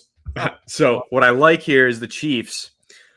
So they're kicking off against the Chargers week 1. That's going to be a hard-fought divisional battle. And then week 2, they're going up against the Philadelphia Eagles. And that's going to be a tough, painful, rugged Super Bowl rematch game. And they're going to be gassed going into week 3. And week 3, the Giants in their home opener, prime time. They're going to be feeling good coming off of a 2-0 start versus the Commanders and the Cowboys. And that momentum is going to carry them to a 3-0 start with a win over the Kansas City Chiefs on prime time. Wow. Okay. I don't know if I can get there, but I do like the positive optimism from you, especially too, like they got Baltimore the week after. So maybe they're like looking ahead a little bit, like, hey, just play the Eagles and, we have Baltimore coming up the week after. And maybe you sleep on the Giants and steal one. Right. I think they're going to be sleeping. They're going to be coming off of that really tough game with the Eagles. Like you said, looking ahead to Baltimore, and they're going to overlook our New York Giants. And all of a sudden, Giants are 3-0 on top of the division. Is the 3-0 prediction real, or is that hopium? It's hopium. But hey, listen, I really do think they have a strong chance in winning week 1 against the Commanders. Last year, the Giants were very close with the Commanders in both of those matchups. They really should have won the first matchup. The second matchup, they barely lost as well. And I think that Washington is due for a little bit of a step back this year after overachieving so greatly in 2024. And so I think that the Giants, a lot of improvements to this roster. I think they stack up well on paper with the Commanders. I think there's a good chance we start 1-0. Okay. I do like looking at the Giants schedule. I think it eases up a little bit in the second half. I just feel like the beginning of that year, it feels like they could be in survival mode. But if you get one out of the gate against Washington, that gives you a little bit of breathing room, right? Like, yeah, at Dallas, like, not that I think Dallas is going to be great this year, but like, it's 2 tough divisional games on the road to start your year. Like, that's not easy. And then obviously the Chiefs, Los Angeles. I mean, week 5 against New Orleans, that's one that I feel like you got to circle as a win. Got to. And if you don't win that, you're probably turning it over to Jackson Dart early. So, yeah, but then good luck against Philadelphia in your first game in the NFL. Right. And that's the really tough stretch there is you come out of that New Orleans game and it goes Philadelphia, Denver, Philadelphia. I mean, that is grueling. You probably don't want to put Dart out there until after that second Philadelphia game. No, especially because, like, I don't know how you feel about Bo Nix, but that Denver Broncos defense is nasty. They blitz a lot too, so they could wreak havoc on a young quarterback. Yeah, that's going to be a tough matchup. I do see I ruffled King Jamie's feathers here. Oh no. That was my intention. So, yeah. Here we go with the third comment. 15-2 last season. Yeah, I'm aware how great the Chiefs were last year in all of their one-score victories. And I think they're due to drop a couple of those one-score games. And I think the Giants are going to steal it. Okay. I love that optimism. I don't know if I could personally get there, but this is August football talk. If you can't be optimistic about your team now, like, when are you ever going to be? Exactly, especially as a Giants fan. But hey, you got to appreciate this. We've done some shows for a good long time. When was the last time I radiated this level of optimism? I don't think I've ever done it on YouTube. No, it's been a while. Like you said, we've done streams for a couple years now over the years, and Last year, it felt like you were down pretty bad for most of the year. Yeah, I got a little apathetic. I started questioning everything. Did I really want to do this anymore? Oh no! But hey, we're back. I'm gonna hit the bathroom for a second while we're at halftime, so I'll be right back. You got it.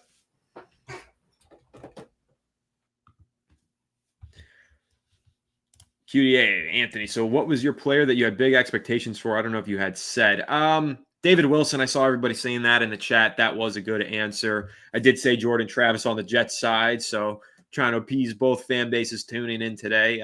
David Wilson's a good answer, and honestly, off the top of my head, I don't know who else I would be thinking of there for the Giants that maybe got injured and career cut short. David Wilson is really the one that sticks out.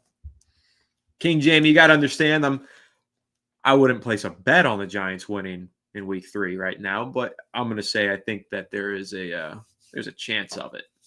But I also, again, if the Giants do win in week 1, if they're able to pull that out on the road versus Washington, I really don't see week 2 versus Dallas.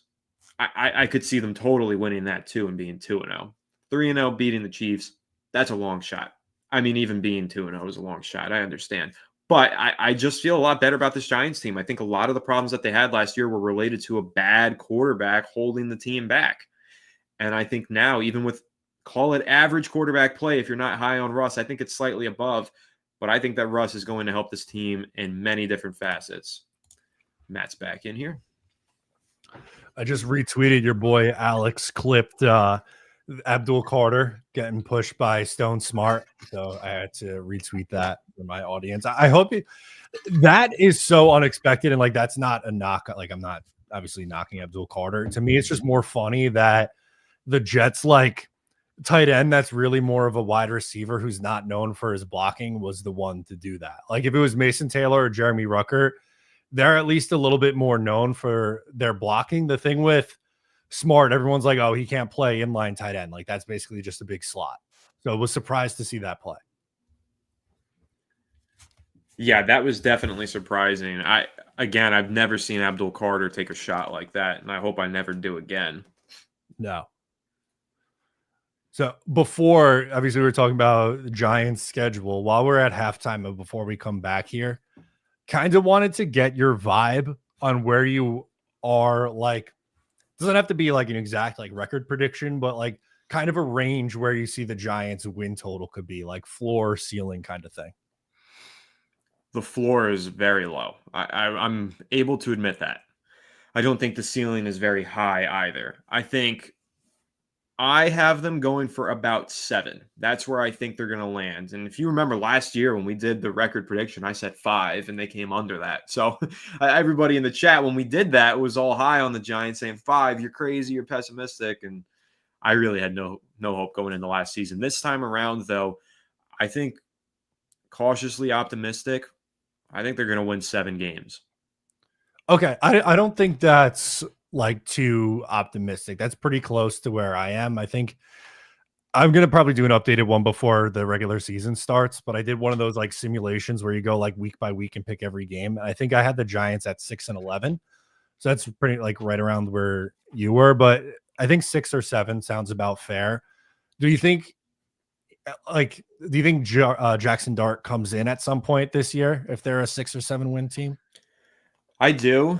And that would be the thing that raises the ceiling for me. Because I think that the only reason Jackson Dart would get in midseason is because Brian Daboll believes he can be the spark plug to win them some games, because I think what we're going to see is the Giants. We were actually talking about this last night on Giants Collective. If they're 4-4 through 8 weeks, right? They're just a middling team. What does that do for Brian Daboll to be a middling team? When you've got this young quarterback that you believe in. I mean, if you've heard the way that he's talked about Jackson Dart, he sounds like he's in love with him. So if that's the case and you're a middling team, you probably see Jackson Dart a lot earlier this season than you originally expected to, because he's going to try and throw him in there, hopefully sparking something and making some sort of surprising playoff run with Jackson Dart.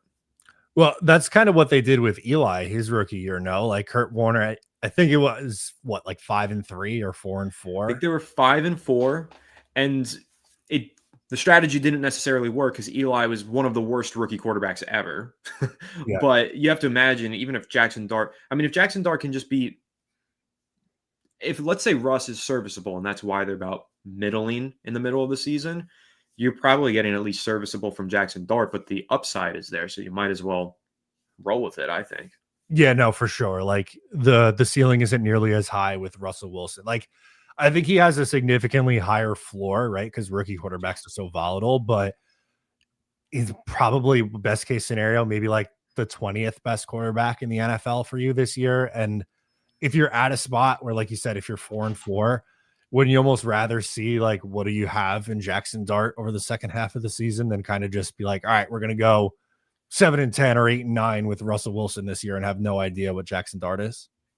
It's a bit of an interesting conundrum because there's one hand where Giants fans don't want to see Dart at all this season because they want him to take the whole redshirt year and just grow and develop. But on the other hand, can Brian Dable realistically get away with that? I'm not entirely sure. I do think his back is against the wall. I think he's probably back next year if the Giants are a middling team because he'll make the argument to ownership. Let me put my quarterback in there now that he's grown. So I don't know, but it's going to be interesting. But I do think more Giants fans are coming around to the idea of Dart taking over at some point this season after that first preseason game. And I think he's going to have another strong outing, whether it's in the second half or if it's next week or just throughout practice, whatever. I think the buzz is going to continue to grow. And I was really high on Jackson Dart in the pre-draft process. I think the kid's a gamer, and I don't think it's going to take him long to get up to speed. So I do think we're going to see him a lot earlier than fans are expecting. Okay. How about on the Jet side of things? I'm always interested to hear an outside perspective on it, and then I'll tell you where I'm at with them. The tough thing with the Jets is I feel like culturally they've improved significantly. I love what Aaron Glenn is doing, and I think coaching staff-wise they've really improved. I really like your offensive coordinator, that hiring there, Tanner Engstrand. Is that how you say it? Yeah, I like that. I think that's a genius move, taking passing game coordinator of the Lions and bringing him over as the OC. And I think that could definitely unlock some things, but I do think the upside is a little bit limited with Justin Fields as the quarterback, just because, and I like Fields and I think that his upside is high, but just I haven't seen it so far this summer. I would need to see a little bit more from him for me to feel like it's going to raise the floor or ceiling of this team. I think that you guys are probably coming in around 5 wins. I know that's probably a little harsh, maybe, but I think around 5 wins for the Jets, just because it's a tough division. I don't feel like the Jets made enough improvements to the rest of the teams like the Patriots and the Bills. Okay. No, and the Vegas has the total at 5.5. So like you're not crazy off on that. I think 7 is where I'm at. I'm just a little bit more optimistic in this coaching staff. I think last year's staff was just so bad, and that was part of the reason. I don't think it's gonna be pretty. I think it's gonna be like if they win games, it'd be 17-16, like just grind it out, run the ball, play good defense kind of a thing. Yeah. But maybe I'm a sucker, but I'm buying into the Aaron Glenn hype. I just think he's a lot different than Saleh. He's a little bit more intense, and I think coaching really matters in this league. Yeah, that we can agree on. So second half has started. That's Jackson Dart taking a shot to Lil Jordan Humphrey on 1st and 10. A little bit of contact. Looks like no flag. Lil Jordan Humphrey, a backup receiver the Giants signed this offseason, caught the touchdown pass from Dart last week. It's a good throw. I mean, I think a better receiver probably makes that play. Yeah, it was Jarek Bernard Converse in coverage there.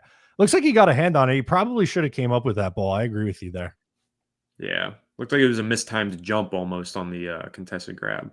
That's Turbo Miller in the backfield as well here. 2nd and 10 for Jackson Dart from the shotgun. And he's going to pitch it out to Turbo, whose speed is already on display.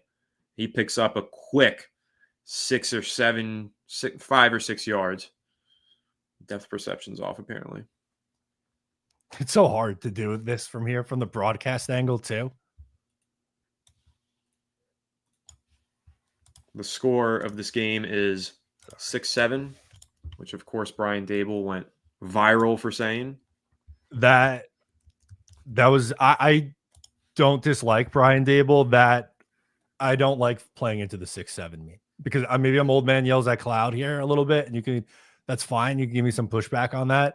I think it's just more of my beef as a professor with young Gen Z kids that I dealt with all summer. No, I hate that meme. I think it's complete brain rot. I'm not into it. Didn't find it funny. Made me cringe when Brian Dable did it, but banged on Fireside Giants Instagram. That's third down conversion there for Jackson Dart, flipping the screen pass out to Dante Miller, who I'll remind you led the team in receiving yards last week. And quick snap and throw. Jackson Dart across the middle of the field, tight window, brought in by Montrell Washington. That was a good throw in between two zone defenders. Sorry. I keep refreshing because I'm a little behind, and then the audio comes back. All good. Yeah, good throw there, though, from Jackson Dart. That was a beautiful ball. Dart under center is going to hand off to Turbo, who's tackled for a gain of maybe none. Maybe one. That was a really good throw, though, from Dart. I really love his ability to throw over the middle of the field. I think that's something young quarterbacks, even the good young quarterbacks, tend to struggle throwing across the middle of the field. Yeah, take it from me, watch Zach Wilson the last few years, and that was an area of his game that he really struggled with. And, sometimes coming out of school, it's not always easy for these guys. Yeah. Quick pass and a completion there. Dart to little Jordan Humphrey. That's going to bring up third and manageable is what I'll call it.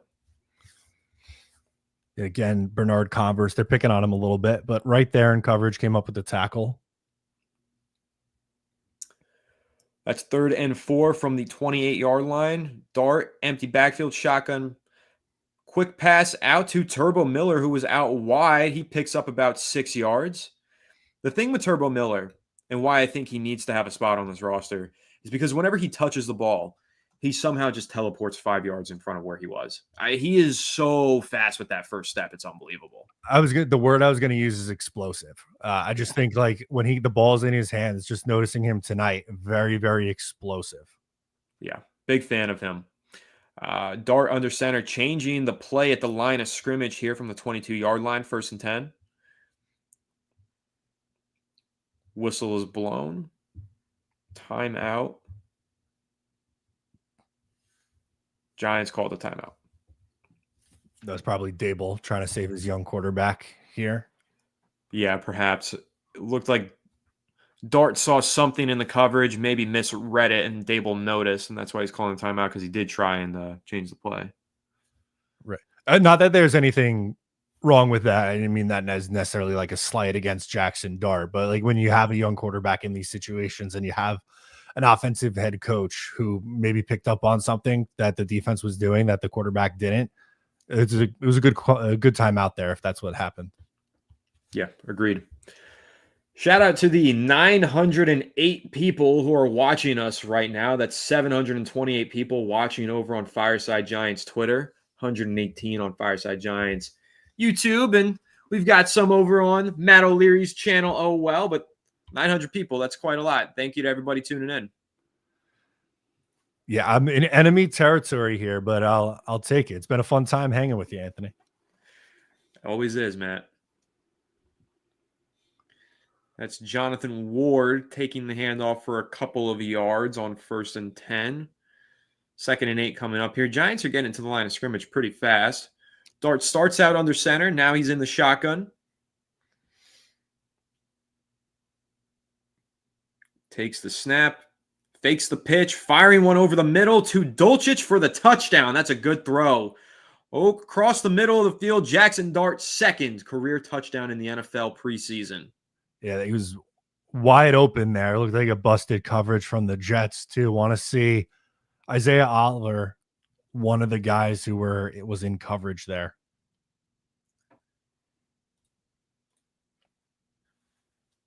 Yeah, I love that play design.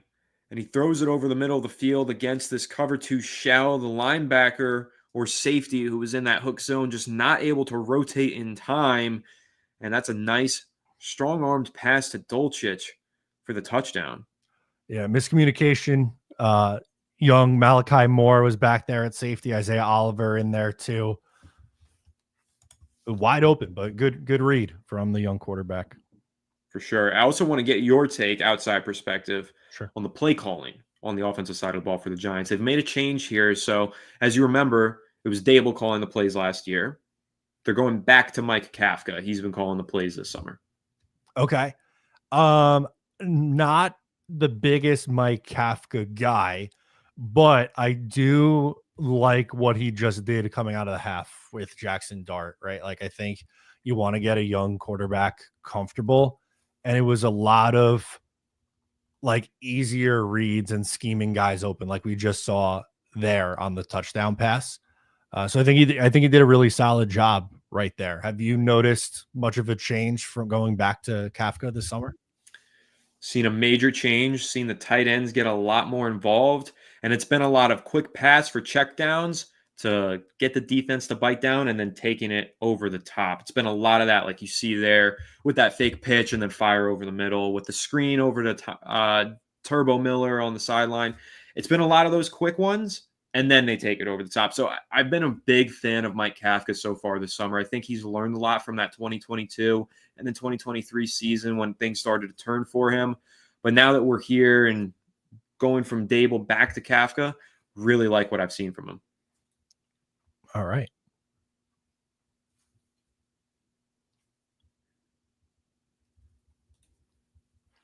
I think it's always tough too when you have a offensive head coach and when things aren't going well offensively and then they want to get involved and take over play calling.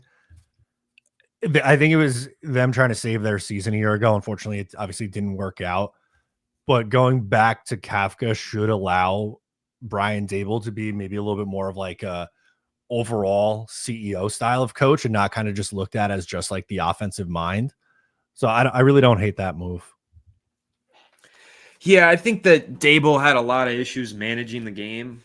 And now that he's got that play calling duty delegated, hopefully we see a cleaner product. But we do need to get these pre-snap penalties cleaned up. But I'll say this, whatever Dable's doing behind the scenes with Jackson Dart, if it's part of him not calling the plays that's allowing him to devote more time to that, then that's what we need because he's doing a great job so far. I've loved every progression that I've seen from Jackson Dart. And I really do have high hopes, man. Like I haven't had high hopes like this for the Giants in a very long time. But Jackson Dart and this Brian Dable combo is giving me very high hopes. All right. Let's see who this is on the return. It looks like Donovan Edwards gets out to right past the 20.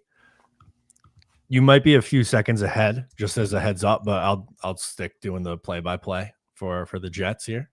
Sure.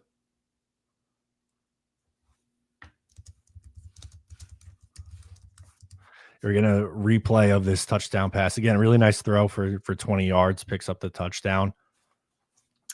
Really like that play design too. A little surprised that they went to it here in the preseason. I feel like that's one that you probably save. Don't put it on film, but okay.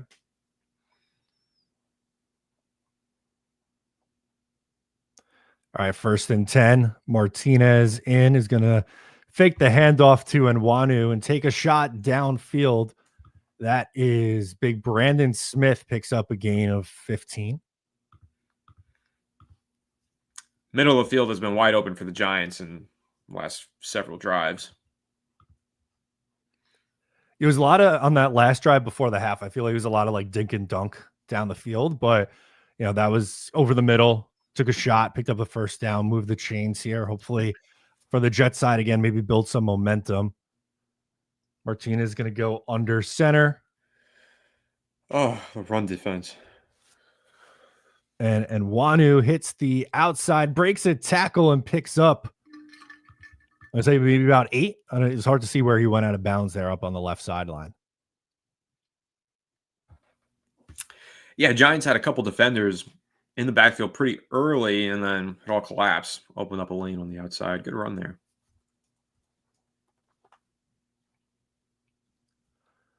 Again, in the second half, roster battle watch. There's 2 running backs in Nwanu and Donovan Edwards, both fighting for spots to be the 4th running back on this team.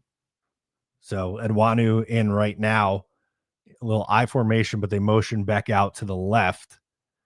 And it's going to be a play action. Martinez avoids the rush, taking a shot downfield, incomplete for Arian Smith. Will be 3rd and 4 for the New York Jets.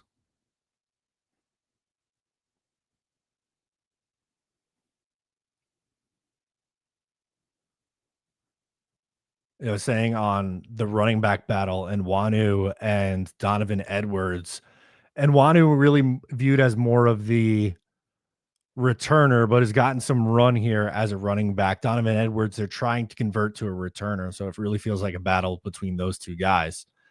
3rd and 4, shotgun snap. Martinez under some pressure, rolls out to the right, on the move, keeping his eyes downfield, steps back, throws, picked, incomplete. Looks like it's intercepted by Page. It was a low throw, so I was trying to see what the referee was going to rule on that, if it bounced or not. There was a lot of pressure in Martinez's face. He was rolling right, keeping his eyes downfield. Yeah, it looks like a pick. That's going to be good field positioning for Jackson Dart and the Giants offense. Yep. Nope. That's definitely a pick. Again, it was a low throw, but able to scoop it off the ground there.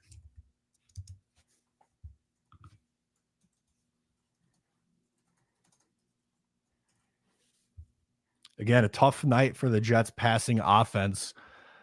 13 of 25, 13 of 26. So 50% completion, 118 yards, 4.5 yards per attempt, no touchdowns, 1 pick, a team total 46.6 passer rating on the night. Not ideal. No, not what you're looking for. Again, out of this passing offense. Tough day for Fields, 1 of 5. Martinez, 12 of 21, just, had the interception there. One he probably wants to have back, was forcing it on 3rd down.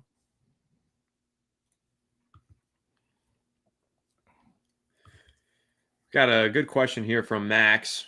Is Bellinger's spot in danger? Theo and Dulcich seem like the 2 clear tight ends making a difference.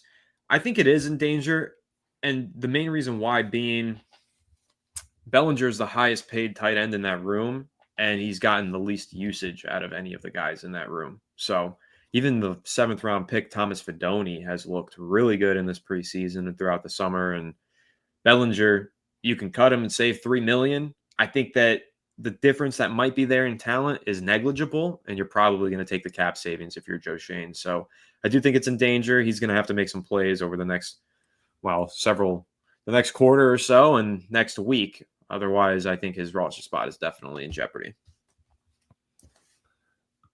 And if they're able to save some money too off the top on the cap, that's always something that comes into consideration this time of year. For sure.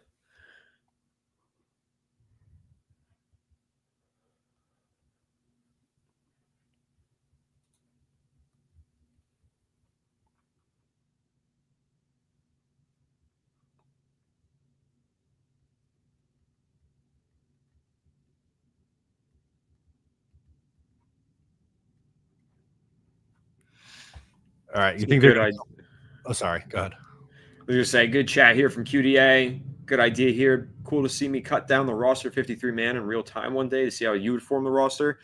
I really like that idea. I think that's something I might go ahead and try and do in the bye week. Yeah, it's a good time of year for those 53-man roster predictions. Mm-hmm.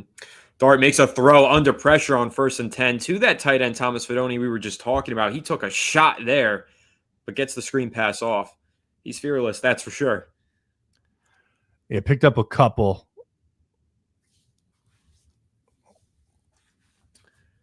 Chester giving us the MLB update. Yankees losing, Mets winning. Dart with a quick pass to Gunnar Olszewski on 2nd down, who picks up the 1st down. Nice play there from Gunnar. They have Dart coming out throwing here in the second half. Yes, they do. I love to see it.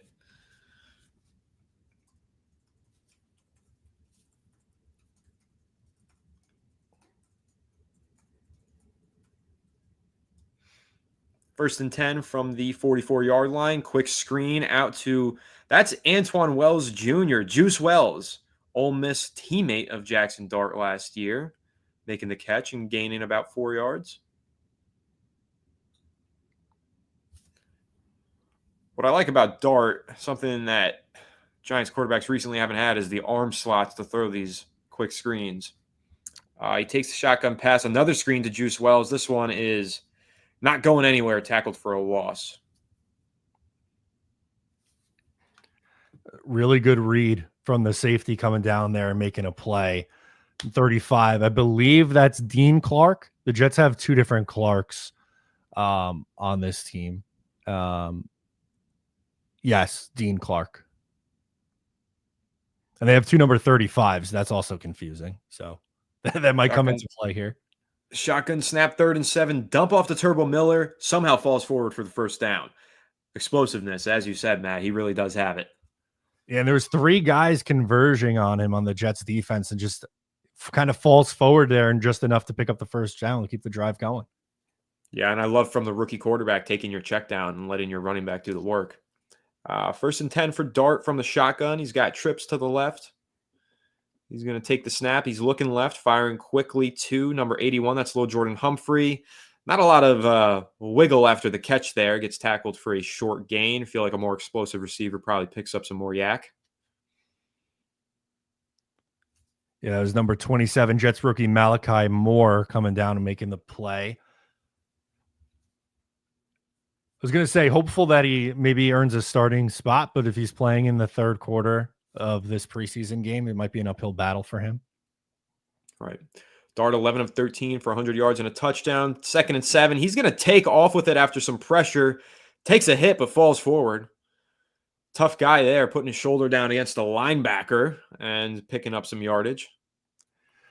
Yeah, that was number 55, Braden McGregor, UDFA from a year ago, who had the pressure on the right side. Don't love the shot that Dart took there. I said on our preview this week that the number one thing I want to see Dart improve on this week is protecting his body. He took a shot last week too. Don't love it. Especially in a preseason game, you want to see him get down and slide. 3rd and 3 handoff goes to Dante Miller, who makes a cut and falls forward for the first down. This guy is a cheat code in the second half of preseason games. Yeah, again, just another nice run there. Just enough, chipping away 5 yards, enough to pick up the first down. Yeah, he's explosive, and he has looked better than Singletary all summer. I don't know how Singletary is going to fight him off, to be honest. Okay. But we got a 1st and 10 here from the 21, knocking on the doorstep of the red zone, and they're emptying the backfield. Shotgun 5 wide for Jackson Dart. Takes the snap. And quick slant to Gunnar Olszewski, who picks up about 9 or 10 yards. It's going to be close for a first down. Good pocket there from Dart, too. Not much pressure from the Jets. Yeah, and I really like this play calling. Just a lot of quick reads for the rookie. I would like to see him take some more, get some more multi-field progression reads. He's going to take a bootleg, 2nd and 1, quick pass to Antoine Wells Jr., who is dynamic after the catch, breaks a couple tackles. Is he in? Down at the 1-yard line. That was an explosive rep there from Juice Wells, who hasn't been able to show things off in training camp because he's a run after the catch guy, but gets an opportunity there and makes the most of it. Yeah, showed off why on that play. I mean, just poor tackling from the Jets defense there, too. Now inside the 1. From the 1, Dart is under center, sending Juice in motion. Handoff to Turbo Miller. And, wow, violent tackle to keep him down at the 1-yard line. Oh, nice play there. I'm trying to find the number. My goodness. I wasn't 26. Who the hell is it? 29, Bernard Converse. Back under center. Dart takes it. Touchdown. Takes the quarterback sneak and falls in for 6. And he's hyping up the crowd. Yes, sir. Somebody's going to be wearing a Giants jersey at Bazar, and I don't think it's me. Oh, no. Well, do I have choices for which Giants jersey it could be? You can take my Daniel Jones one and never give it back. Perfect. Great. Jackson Dart falls in for the quarterback sneak. That's his 2nd touchdown of the day, 3rd of the preseason. He's electric right now. He looks like the best player on the football field here in the 3rd quarter of this preseason game. Yeah, I'm going to give a lot of credit to the Giants play calling here. I just think they're keeping it really easy for their young quarterback. Like, I know you were talking that you want to see him take some more shots down the field, but I feel like he's kind of just taking what's in front of him and letting his playmakers do the work with the ball in their hands. Yeah, I agree with that. The play calling's been very clean. A lot of quick passes, getting people in space, and Dart's running an efficient offense here. Brian is asking the real questions. This is a good one. Chat, we win in the Super Bowl in the next 3 to 5 years? Yes. Sure. I mean, anything, it could happen. Jackson Dart's going to make it happen. I mean, maybe this year, 14-16, 123.2 passer rating. That's a hell of a stat line. Somehow he's even better than he was last week. No, that's good. That's what you want to see from a young quarterback. You want to see them take steps in these preseason games, taking advantage of the opportunity that was given to him. I don't want to be this guy, but I will be this guy to bring us down to earth here for a moment. There was another young quarterback that I remember that had a really strong preseason for the Jets a few years ago as a rookie. Is that Zach? Zach Wilson was carving up the Green Bay Packers in 2021. Hopefully for your case, this is not a Zach Wilson situation, but it is preseason. It is the preseason. You are right. But I'm a believer in Jackson Dart. I don't think that him and Zach Wilson have the same strengths and weaknesses either. So no, that's true. And they're obviously they're different quarterbacks, right? Like it's not a 1-for-1 and every single guy is different. But you got to be, right? If you're a Giants fan, this is your guy. They traded up for him. They obviously liked him a lot and has had a really good showing in the preseason. Most definitely. I mean, 2 touchdowns in that quarter. I wonder if he's going to play any more, if he's going to be done for the night, but I'd love to see some more of him. Yeah, we're probably coming up on some Cutlets ball, but I want to see more Jackson Dart because if the Giants aren't planning on playing him much this regular season, get him these reps in the preseason. It's all valuable. No, absolutely.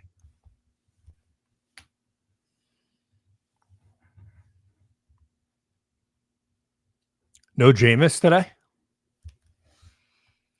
That's a good question. I think there's a chance we get Jameis and no Tommy Cutlets. Okay. Tommy Cutlets, realistically, he's not making this team. I was going to say, there's really no shot. You're not going to carry 4 quarterbacks. No. Fun story, though. For sure. And I do think there's a good chance. This might sound a little crazy. I think there's a good chance Tommy DeVito gets traded. I know he's a backup QB4 on this Giants roster, but he's a QB3, maybe even QB2 on some rosters. He's got some starting experience, has won a primetime game. I think the Giants might be able to squeeze out a day 3 pick for him. Oh, we got some Brady Cook action in for the Jets. He tosses to Kene and Wanu, picks up about 4. UDFA out of Mizzou, played with Armand Membo. Also did see Jameis warming up there on the sideline for us on the QB conversation. Okay, there we go. So maybe we will see some Jameis. Brady Cook in the shotgun here on 2nd and 5. It's Nwanwu to his left in the shotgun. High snap. Pressure hit as he throws. He's taking a deep shot and incomplete to Arian Smith. Wasn't able to come back and get the ball. Got to say, that's one I think should have been caught there. The ball was hung up there well, hits him square in the chest. Great throw there from the quarterback while taking a shot under pressure. That one should have been caught. Yeah, that's another one that you would have liked to see made. That's 2 from Arian Smith.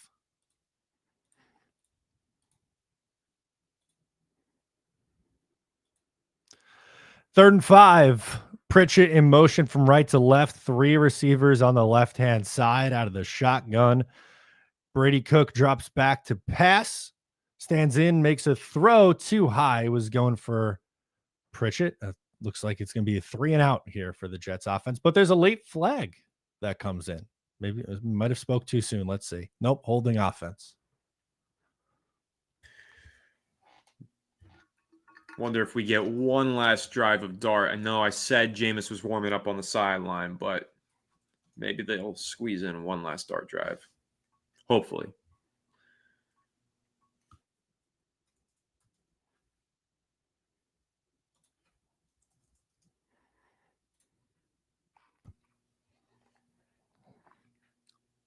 McNamara in to punt. So we see another beauty here from my guy. He's been the all-star of the game tonight for my Jets. Another one inside the 20. This one's going to be fielded at about the 13 and taken to the 21. Yeah, Olszewski had to back up there to field that one. Another booming end-over-end punt. He really has been the MVP of the Jets today, that's for sure. It's been an ugly showing from the Jets offense tonight.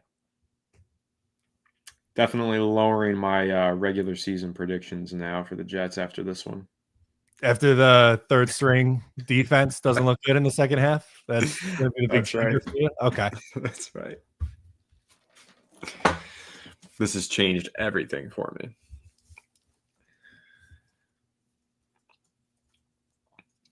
I got to say to the chat, I am really excited to watch Jackson Dart hold up a Lombardi trophy one day. It's going to be a lot of fun. This is getting out of hand. But I do agree here with Dwayne saying what the difference competent quarterback play makes on the flow of the offense. I 100% agree. I know we are talking preseason, but even in the preseason last year for the Giants, Daniel Jones wasn't moving this smoothly. I mean, that Houston game was an absolute disaster class with the interception in his own end zone, interception on his next throw on the next drive. So we've seen preseason is where, yes, you should see some better play from these quarterbacks, but it's not always the case. But right now, I really think this Giants offense is running a lot smoother with the ones, with the twos, and it's got a lot to do with having some decent quarterbacks in the room. Quarterback play makes a big difference. We've seen that on the, for sure, on the high end and the low end, mostly the low end for me watching, but it does make a difference.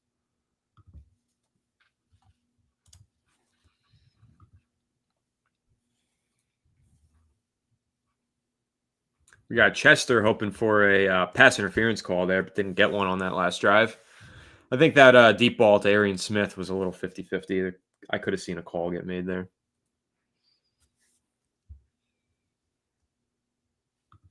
Yeah, I mean, it was borderline. I think obviously Jets fans would have liked to see the pass interference call on it. I would have been honestly more impressed if he came back and caught it. But yeah, you can make a case that should have been pass interference.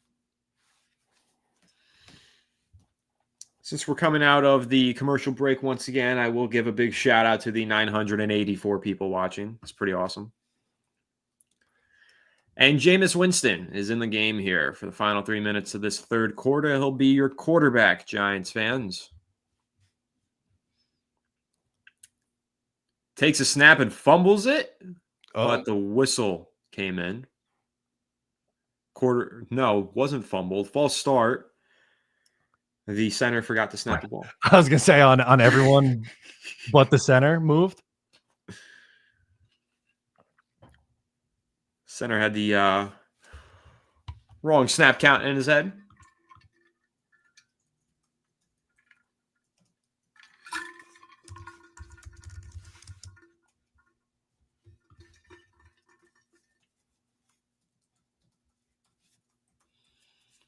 All right, let's try that again. 1st and 15. Winston hands off to Jonathan Ward. This is a player that tried out for the Giants a week or 2 weeks ago, I think, and then was quickly signed afterwards. He's been competing here as RB5.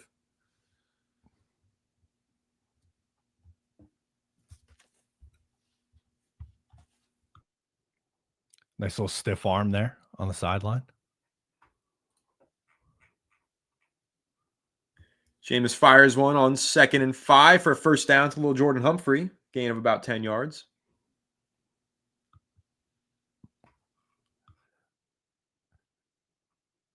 There's Mario Goodrich in coverage. Was given him a little cushion, and Jameis took advantage of it.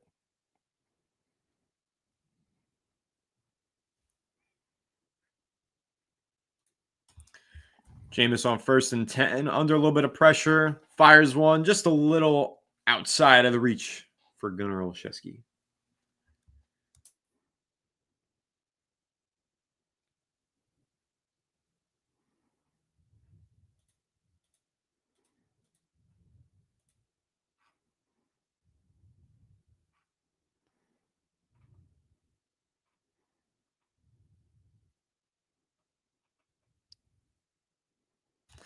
Quick pass there to the tight end, who's going to pick up 10 and then some. That's Terry the second, number 48. Wide open. Wide open, and Jameis does connect with him. Really nice play design there, honestly, to free him open. Yeah. Little like trap play almost. Was it number 2 getting in the way? Wells. Yeah. So an interesting note here for Giants fans who are, as Jameis almost throws an interception. Looks like there might have been some PI, but interesting note here for Giants fans who are tracking the rookies. We do have Marcus Bowe still out there, 5th-round rookie, who's been playing a lot of right tackle, now playing left tackle in the game for the Giants. It was Jarius Monroe who's going to get called there. Yep, spot foul, automatic first down. That's intended for Lil Jordan. Love that guy's name. Chester's not happy with the call. On the no call for the DPI. Look, again, you definitely could have made a case for it. It's borderline. It's the preseason. I think Chester's saying BS call for the DPI that was just called. This one just rolled in from Chester. Yeah. Okay. Drop back from Winston on 1st and 10. Under pressure, evades, rolling to his right, throwing deep downfield. Oh my God, what a throw there to Dalen Cambry. Hauls it in inside the 5-yard line. That was an absolute dot from Jameis Winston.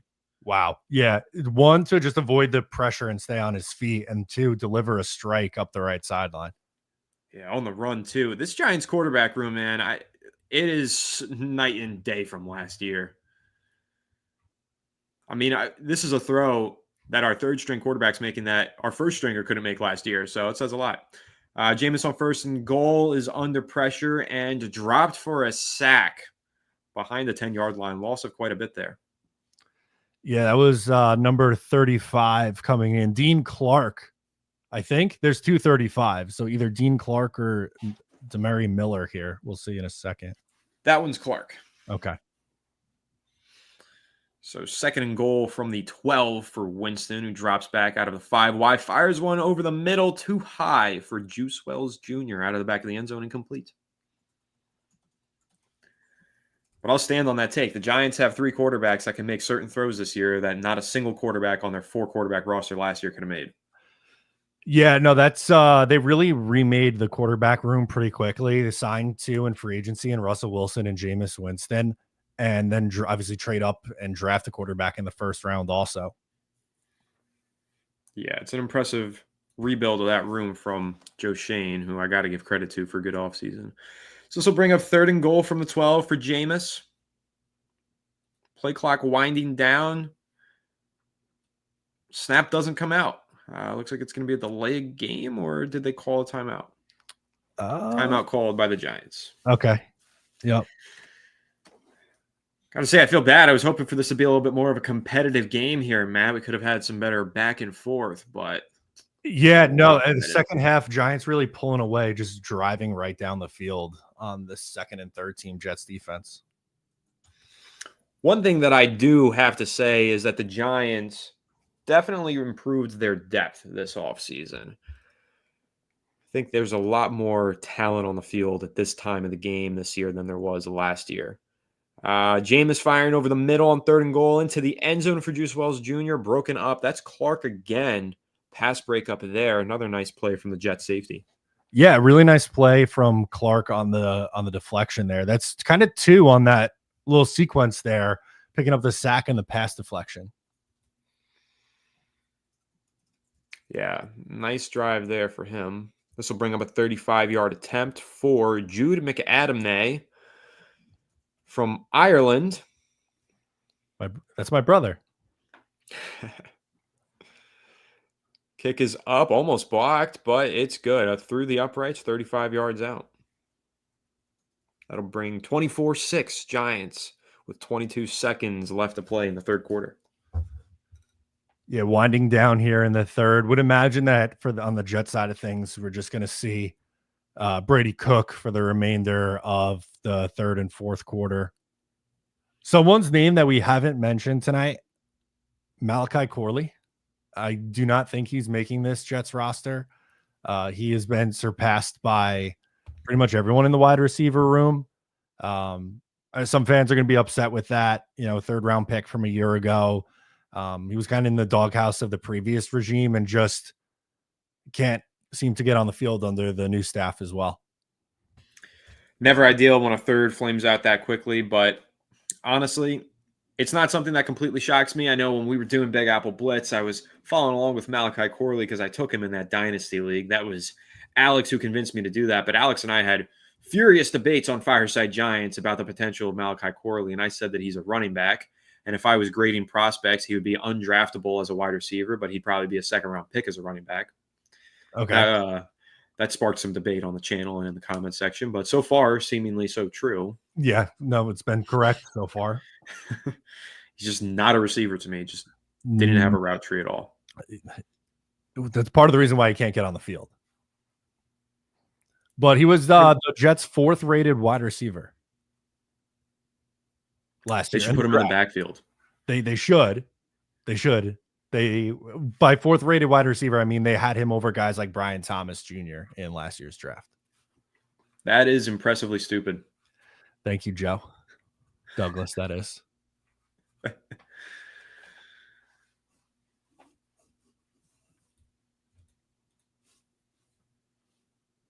All right, 1st and 10, Brady Cook back out on the field.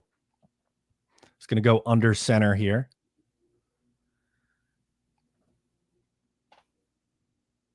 Changing the play at the line. Clock is ticking down. It's a give up the middle for a few. That was Donovan Edwards on the carry. Seems like he's getting a lot of action tonight. Yeah, that same story last week. He really was utilized a lot in the second half of the preseason game. Had a long, what would have been a 70-yard touchdown carry called back on a holding call that was very questionable. So even his big day that he had last week could have been even bigger with over like 120 rushing yards and a touchdown. But, unfortunately, that was taken off the board. So a name that has been talked about a lot this week at Jets camp. End of the third, going into the fourth. I'm not sure how much there's going to be for us to react to in the fourth with the backups of the backups.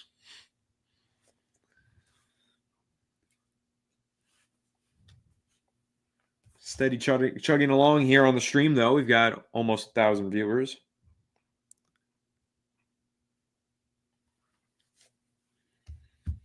Appreciate everybody tuning in. It's been fun. Like I said, I'm not usually someone who goes live during the game, so this has been different for me, but I'm enjoying it. It's been a good time. Yeah, I'm glad you're enjoying it. I think it's a lot of fun. We just started doing these here on FSG. I've done one preseason game, I want to say 2 years ago. I think it was, when Hyatt scored that touchdown.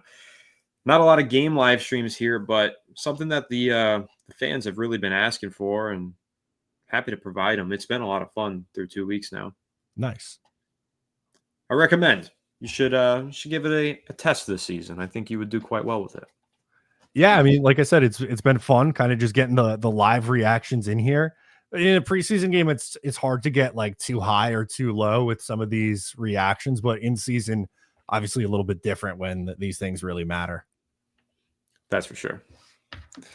I will say, though, I was pumped after the first Jackson Dart touchdown last week. That I reacted to like it was a freaking Super Bowl. Well, as you should. This is your guy. You want to see him come out and play well. And again, so far, tonight he played really well. So confidence builder. What I want to be remembered for in this Giants community, my legacy, I want it to be that I was the guy who was so high on Jackson Dart. I want him to be so good, and I want to be remembered as the guy who was 100% right on Jackson Dart. I will gladly hope that comes true for you. You're a good guy. You deserve that. And you were also very critical of Daniel Jones. So you were like calling for them to move on, and this was your guy. So I hope it works out for you. Appreciated. All right. 2nd and 7. Start of the fourth quarter here. Snap to Cook. Takes a couple step drop. Dumps it off underneath. It's complete but short of the first down marker to Jeff Skinner. He's going to set up a 3rd and about 1.5.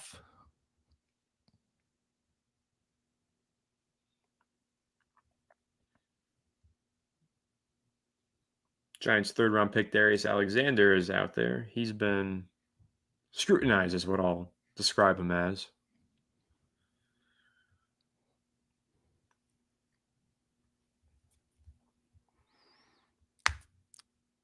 The give to Donovan Edwards. He looks to have enough for the first down here.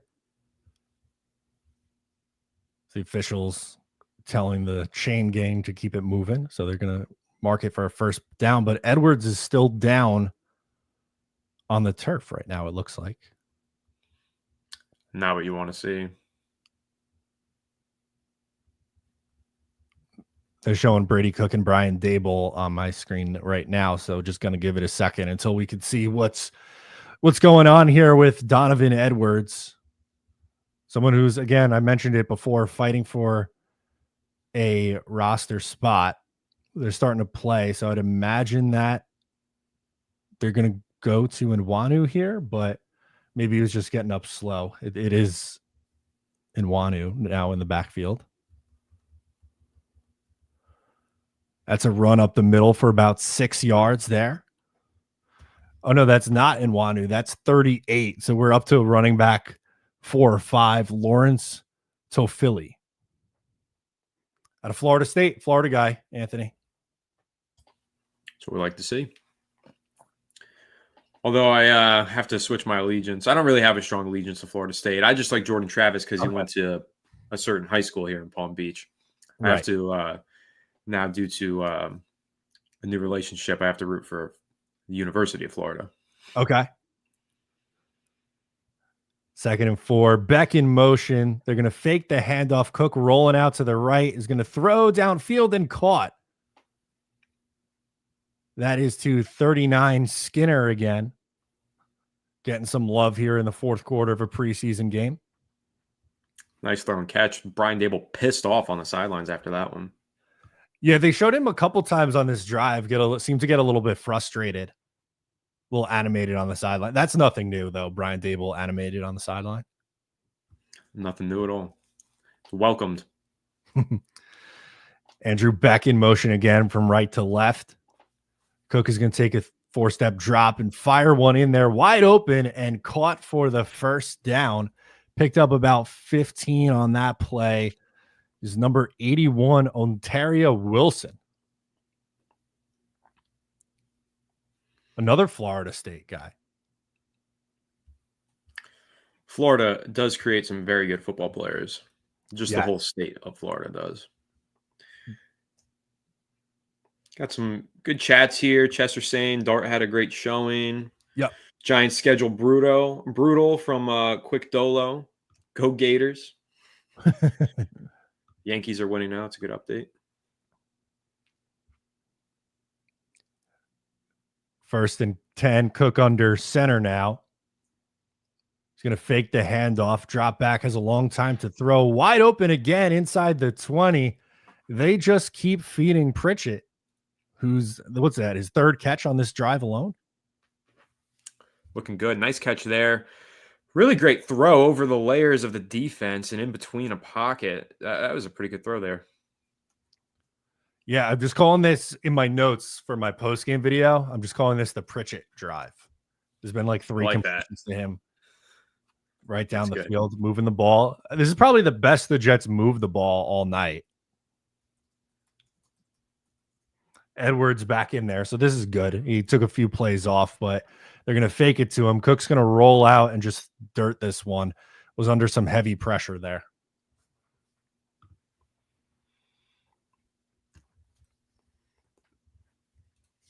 That was Ford tough again with the pressure. Also, good question here from QDA. What's the percentage chance we get Odell in the Giants receiving room? Is it 0? I don't think it's 0, but I think it's pretty close to 0. Don't get your hopes up.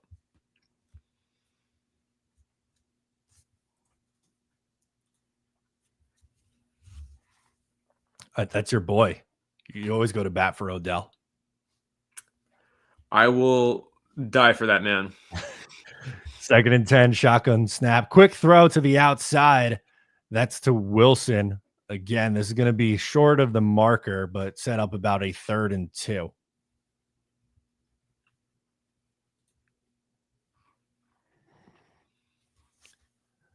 That's to Ontario Wilson. Honestly, not a name that we've heard really much at all throughout training camp.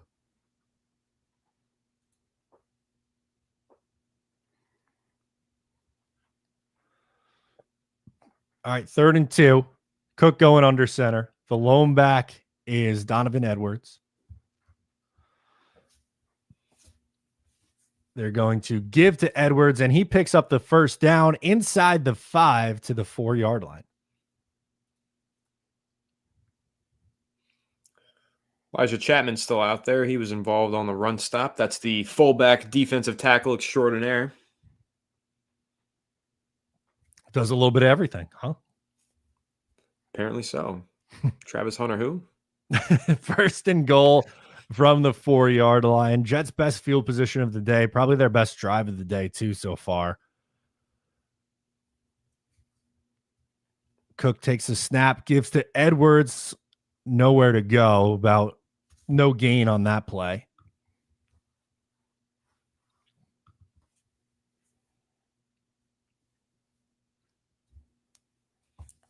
Looks like there's some beef going on in the chat. Philip is talking some smack about the Giants, and some Giants fans are not happy about it.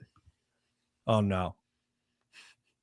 I'm sorry to hear that there is some smack. Actually, I'm not. This is what it's all about, right? Giants and Jets preseason. Let the fans chat it up and talk smack. I feel like we're pretty civil together. That's true. Maybe we should have done a little more smack talk. Ooh, I'll let you do the live call on this one. Nice play here. All right, 2nd and 4. High snap, but Cook takes it, throws, end zone. Oh, diving catch in the end zone. The Jamal Pritchett. Oh, no, excuse me. That's Skinner in the end zone. That is a hell of a catch. One hand corrals it, brings it into his chest. Yeah, that's Skinner, and maybe shaken up afterwards. Yeah. Maybe got the wind knocked out of him, landed on the ball and popped up, but really a hell of a catch there. So the Jets in the end zone for the first time tonight. An unreal diving catch for Quentin Skinner. UDFA making a play in the 4th quarter of a preseason game.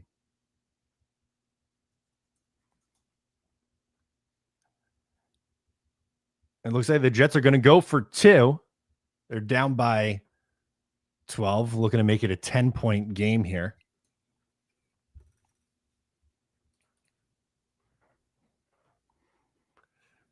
Brady Cook in the gun. Donovan Edwards to his left. Cook takes the snap, throws corner of the end zone. Unable to pull it in is Wilson. That one incomplete. One you probably would have liked to seen be hauled in there. Yeah, that was a great throw. A couple of really nice throws there on that drive, especially down in the red zone. A lot of touch on those passes too. Nice throw. Yeah, it would have been a tough play, to be fair. That, a diving catch like that, it would have been hard to make, but it would have been nice to see him pull that in and make it a 10-point game.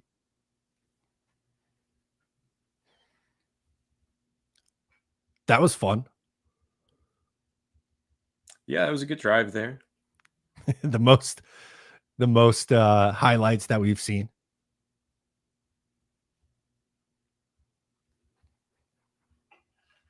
So are you ready for this 4th quarter comeback? So that you have to wear, I don't know, I'll pick out an ugly Jets jersey for you to wear. You got any Sanchez? I rock with Sanchez. I do have a Mark Sanchez jersey. That's not an ugly one. We ride from Mark Sanchez. Yeah. Four playoff wins. That's peak Jets fandom for me. What's your ugliest Jets jersey? I have some ugly Giants jerseys, but I'll let you take first crack with the Jets. That I still have. Let's see. I no longer am in ownership of a Sam Darnold or Zach Wilson jersey. Those have been donated. I think I still have an Aaron Rodgers jersey, so I can give you that. Aaron Rodgers Jets jersey. Or if you just want me to go like deep in my bag, I can pull out like a Sione Puha or Bilal Powell jersey for you. Bilal Powell, that one I recognize. That's awesome. I've got a 1-of-1, doesn't exist anywhere else in the world, Joe Judge jersey. You have a Joe Judge jersey? Can I ask why or how? How did this come about? I was at the time a big Joe Judge fan. Some OGs of the channel might recall I was the leader of the Joe Judge fan club. Okay. And had to rep that hard with a custom #1 Judge on the back, Joe Judge jersey. Looking back on it, not my wisest investment. What number? 1. Okay. Like you get like a create a player, and it's just the 1. You know, it was Okay. just 1 and Judge. Pretty. Did that ever make it to like MetLife for a game or no?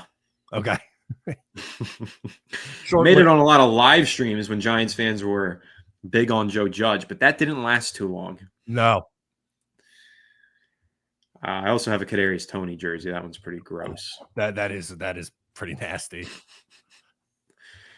But the ugliest of all, the one that I will never wear again, is the Daniel Jones jersey. No, there's a good chance that I might have to put that on for a segment at Bezara. Which, by the way, if you're tuning in late, we were talking about it at the beginning, but we'll plug it again. Bezara Music Festival. I'll be there with my Talking Jets crew. Anthony will be there with his Giants crew for a live stream. You can get tickets if you're watching on my channel, talkingjets.com. Anthony has his link in the comments. Yeah, we'll be doing a live show over at the Bezara Festival. There's a lot of great music there, some drinks, some fun, and some live sports shows hosted by yours truly. Both of us are going to be hosting some shows. It's going to be a lot of fun, guys. Make sure to check it out. Got the link in the description, link in the chat. Let's hang out and watch some Giants together as well. I'll be there at the local bar at the festival on Sunday to watch week 1 of the Giants. In fact, if anybody wants 2 tickets to the Bezara Festival, drop a comment down below if you've got an interest in that, and then we will run a giveaway here, a little trivia to earn a couple of tickets to the Bezara Festival. Drop down below W if you're interested. Drop a dub in the chat. Let's get some dubs in here. Free tickets to a music festival. How can you beat that? It sounds like a blast. We do have a 2nd and 5 here. Jameis Winston under center. And he's going to fake it to Turbo, and he's looking long, and he's throwing long over the middle of Dalen Cambry, broken up. We got a couple W's in the chat. So we've got some interest in the Bezara Music Festival. To clarify, guys, hopefully you clicked on the link. It is over in Keensburg Beach, New Jersey. It is a 2-day event. We're going to be giving away GA Plus tickets for Saturday, if you're interested. And we're going to concoct a fun little trivia game. And first to answer properly, get the correct answer, that's the one who's going to walk away with the tickets. Oh, I like this. Yeah, let me come up with a fun little Giants trivia question. Giants Jets trivia question. You know what? Let me get creative. Okay.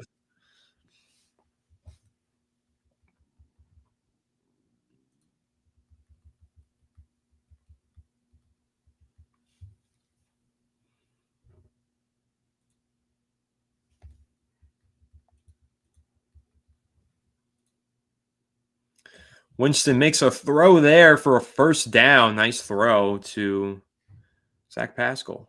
First down.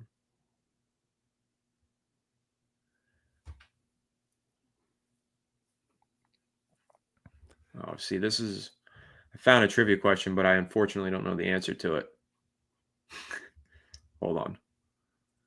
This is an obscure one. I don't know if anybody's going to get this. This is too obscure. I got to find a better one. Okay.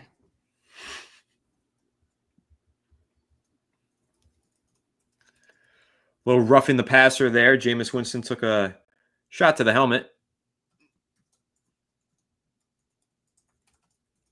That was Eric Watts, and then 97 on the late hit, Michael Fletcher. All right, here is a good trivia question. as the Giants are now 1st and goal from the 7-yard line. Handoff to Jonathan Ward for a loss of a yard. All right. For those of you interested in the giveaway, say I'm ready down below in the chat. Once you say I'm ready, I'm going to go ahead and fire off the trivia question. First one to answer it right is going to win the tickets. Go ahead and drop your I'm ready. Like SpongeBob. I'm ready. That was the first thing I thought of.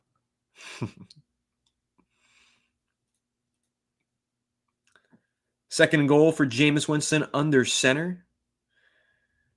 Fakes the pass, or the handoff rather, throws it up into the end zone and out of bounds. All right, we got a few I'm readies in the chat. We got plenty of I ready in the chat. Everybody wants to go to the Bazar Music Festival. Guys, if you do not win the giveaway, though, I'm telling you, looking to get in some tickets, because if you compare the price of these tickets to other music festivals in the area, it's a hell of a deal, and it's also going to be a hell of a show, and you get to hang out with the two of us during the festival. So it's going to be a fun time. Definitely make sure to check out the description box for your tickets. Third and goal, Jameis Winston throwing into the end zone, out of bounds, flag on the play, maybe some sort of pass interference before they make the call. I'm going to go ahead and drop the trivia question in the chat. Let me type this out.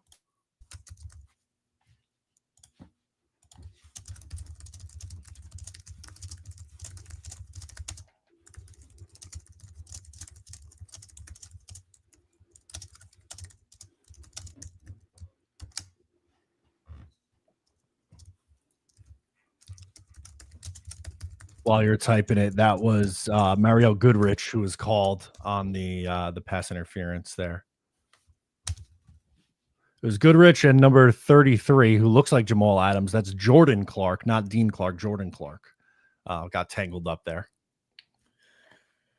Yeah, and that's my apologies. I thought I muted myself before I started punching away at my keyboard, but apparently I didn't. Oh, you're fine.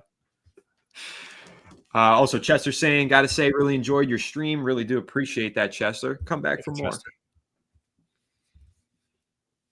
Got some answers rolling in on the trivia question, which is the Giants and the Jets played each other in the regular season for the first time in 1981. Who won the game?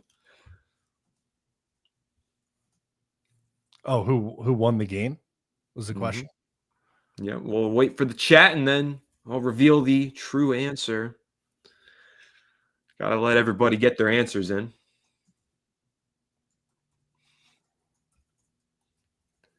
(1981), their first appearance against each other in the regular season.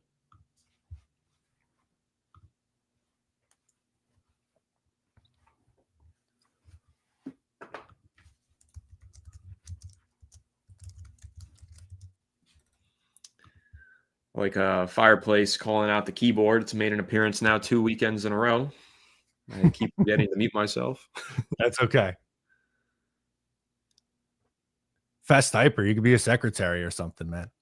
How many words per minute you clicking out there? It's all the years of writing articles, I bet, huh? Yeah, that's what it is, for sure. At least 2 articles a day over on EmpireSportsMedia.com. And also, somebody did just win 2 tickets to the Bazar Music Festival. A couple people answered Giants. Giants, unfortunately, was the wrong answer. The Jets won the first contest of the regular season between the Giants and the Jets. They won it by a score of 20-10.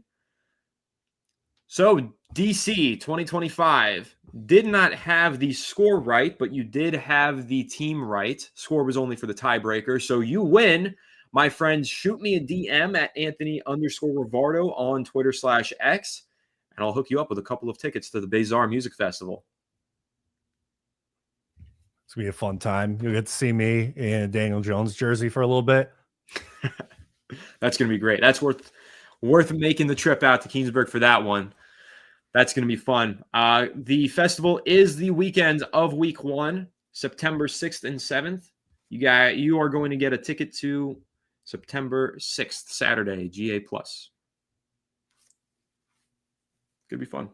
We should definitely plan to do some sort of collaborating while we're there too, Matt. That'll be fun. Yeah, no, for sure. You know, it's going to be a fun day out there on the beach, but let's absolutely get something down on the docket for us to do. Let's do it. Maybe a little Maybe some sort of cornhole or a quarterback throw competition. We'll come up with something fun. I'm in. Count me in. That's where the real smack talk will begin. Big congrats to you, though, DC. Make sure that you do DM me over on Twitter. I'll be checking my DMs tonight and tomorrow, making sure that you do get your tickets. This is something that I've said before, and I'll say it again. I know football is back when the bots start infiltrating the chat. I love it. The bots are here, baby. That's how you know football is back.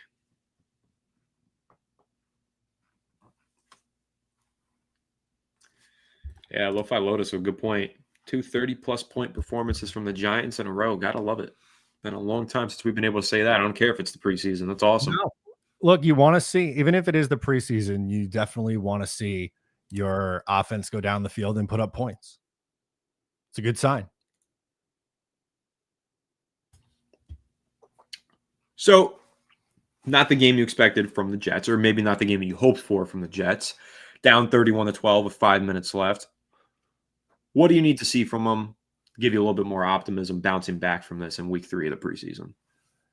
Yeah, well, it's kind of tough because I don't anticipate the starters to play, and that's really what I care most about. I thought the starting defense was mostly fine outside of the big play on the Giants' first possession that Russell Wilson hit. But I just need to see more consistency from the passing attack, and that's been a story. And look, when you have someone like Justin Fields as your quarterback, unfortunately, there are going to be weeks where it doesn't look pretty, and if you want to be competitive, you're going to have to win on your defense and your run game.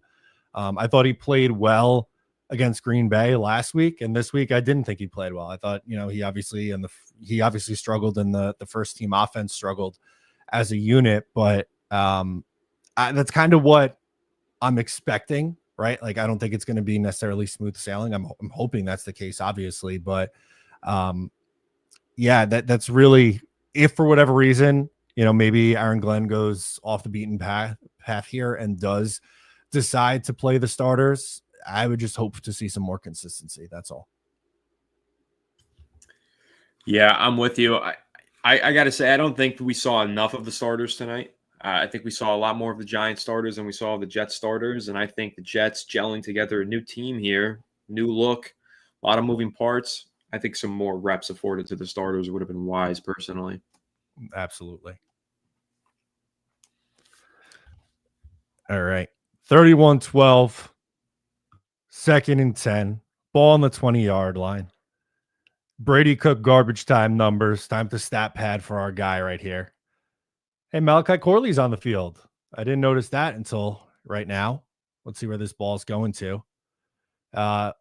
Tried to hit Wilson over the middle, incomplete.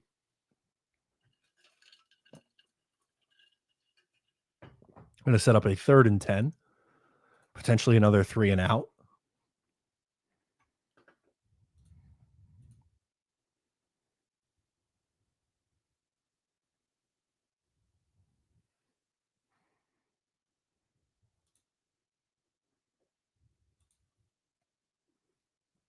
All right. 3rd and 10, Brady Cook out of the gun. Donovan Edwards to his right. Takes the snap, gives to Edwards, is stuffed. That's a run stop that you like to see. Oh, yeah, that was a big hit there. Is that Ford Tough again, or who is that, number 48? Cloyd. Shout out to Cloyd. Big hit there. That was a nice play. Running it on 3rd and long was an interesting take. I think they're just trying to get out of here, man. I think so, too. It was interesting, though, right? Like, it was very much a give-up play. I don't know. In a regular season game, probably would have been more upset about that, but sure, it's kind of, it is what it is at this point. Yeah, I know a lot of Giants fans will be happy, though, to see the Jets conceding defeat with 4 minutes left in the game, whether it's preseason or not. And we got a little Tommy Cutlets action. This is why you tune in to Fireside Giants for the Tommy Cutlets evaluation right here. That's right. I'm gonna really intensely evaluate this too. Okay. Are we breaking out like some leftover cutlets or like the Italian flag or something? We going all out or? We're going all out. I don't know how we're going all out, but I'm gonna figure it out on the fly here. I'm looking All right. around. My Italian flag is downstairs. I do have one. I wish I knew that the Giants had an Irish kicker. I would have had the Ireland flag ready to go. We could have just appropriated our cultures here on the stream for content. That's what we do. That would have been great. We'll get that set up for next time. Yeah. Although next time I'm not entirely convinced we're gonna have any more cutlets to chew on. No, I don't think so. So you were saying before trade while we were in a commercial break here. What would your expectation be in a trade, like package wise, and any landing spots that you think make sense? Conditional 6th, maybe. Maybe just a 7th. I mean, realistically, he is a QB3. So I don't know that a team is going to be willing to give up a lot, but he is a QB3 who's still only in his 3rd season. Maybe has some upside, has had some good starting moments in primetime big lights. And I think a team that makes sense is the New York Jets. I mean, they definitely could use another quarterback body right now. I love Tyrod as a backup, but he's a little banged up. I think he should be, according to the coaching staff, he should be good to go for the regular season. I'm not personally in a spot where I want the Jets to like move off any draft capital. I just don't like, that's not how I would want to go about it. But obviously cutlets would be an improvement over some of the other guys that the Jets have in like Adrian Martinez or Brady Cook. They did work out a couple of NFL legends this week. I don't know if you saw Nathan Peterman got a workout and CJ Beathard also worked out for the Jets. Wow. Well, they are in the market then for a QB3, so not sure they're in the right market for one, I mean, those names. But no, I mean, hey, listen, maybe Tommy DeVito, New Jersey guy, Italian American, the fans here love him. I don't know. I think it could be mutually beneficial. And maybe it's not for draft capital. I don't know if there's a depth cornerback or a depth receiver or somebody. Hey, maybe it's Malachi Corley for Tommy DeVito. I don't know. But I'm sure there's a way to work it out where Tommy DeVito ends up being that upgrade as the backup to Tyrod Taylor. The Jets do have a million corners that they could potentially ship off. So if you want like Bernard Converse, whose name we were talking a lot about tonight, maybe 1-for-1 swap, a good old fashioned football trade. I could see it. DeVito drops back to pass, going deep on 2nd and 10, fires a dime to Jordan Bly, the undrafted rookie, across midfield. That was a strike. Yeah, not sitting on the ball at all. Coming out firing. The passing offense has done really well. Jarius Monroe is getting picked on tonight in the second half. Mamma mia, that was a throw. On the post route to Bly, that was a really good throw, though. I always say this. Tommy DeVito is not a bad quarterback. He's not a starter, but he's not a bad quarterback. He's rosterable. I agree. Some fans might disagree. Some fans hate him for beating the Patriots a couple years ago and costing us the number 2 pick in Jaden Daniels. But now that we've got Jackson Dart, hopefully they're ready to move on. Hopefully. Oh, DeVito drops back to throw on 1st and 10 into the end zone, fired, deflected, and picked off. Got to walk back everything I just said, unfortunately. There he is, Dean Clark. The Dean Clark show. DeVito for Clark? You want him? I don't think he's making this roster. I could be intrigued. Yeah, he tried to throw that with a lot of anticipation and a lot of heat. I actually don't really hate the throw. It just bounced off the guy's helmet and perfectly into Clark's hands. But yeah, he did throw that one into coverage. Yeah, that was actually, I would say, pretty decent coverage from, I don't know who that, 49, Jackson Simon, a linebacker in coverage. Nice. Yeah, I don't think it was the worst read, though, but yeah. No. Good throw. The I thought it was 45 on the back of the number. And then when I was going to look at the roster, I was like, wait a minute, that's the thicker kicker, Harrison Mevis. So I don't think he's playing defense right now. But I just had the number wrong. It was Jackson Simon. Gotta love the thicker kicker. Yeah, unfortunately, after the Nick Folk signing, I don't think he ends up making this team. Maybe they try to stash him on the practice squad, though. Like, he's had an okay training camp. Obviously, Nick Folk at 41 isn't, your long-term answer, but sure. Yeah, it could be interesting. He played where again in college? I knew he was pretty good. Oh my God, where did he play? Iowa? Yeah, he did hit. Right, yeah. He did hit a game-winning 60-yard field goal as time expired once, which I don't know, it's pretty freaking clutch. You don't see many college kickers hitting from that range, for sure. And then he was in, I want to say, the UFL, CFL. Something. Yes, the UFL.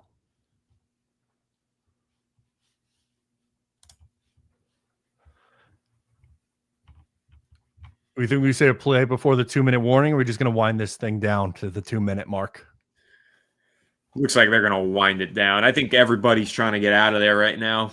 You're right. You don't want to risk injury at this point. They're going to wind it down. 3rd and 6. We'll see what kind of play they come up with. Before on last drive on 3rd and 10, they just kind of sat on it. Mm-hmm.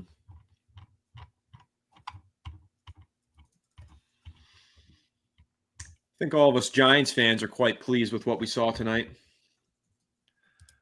Yeah, I think you have to be, right? Like, you had the big explosive play from the starters. Your young quarterback looked well in this game.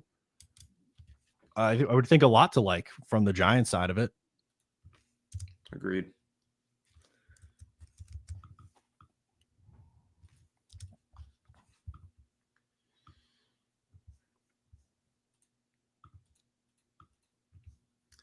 Another bot has infiltrated the chat. Bot time, baby. Let's go.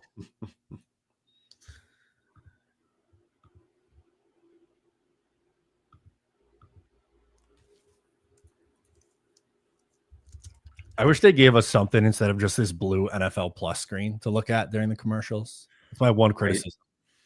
No, I'm with you.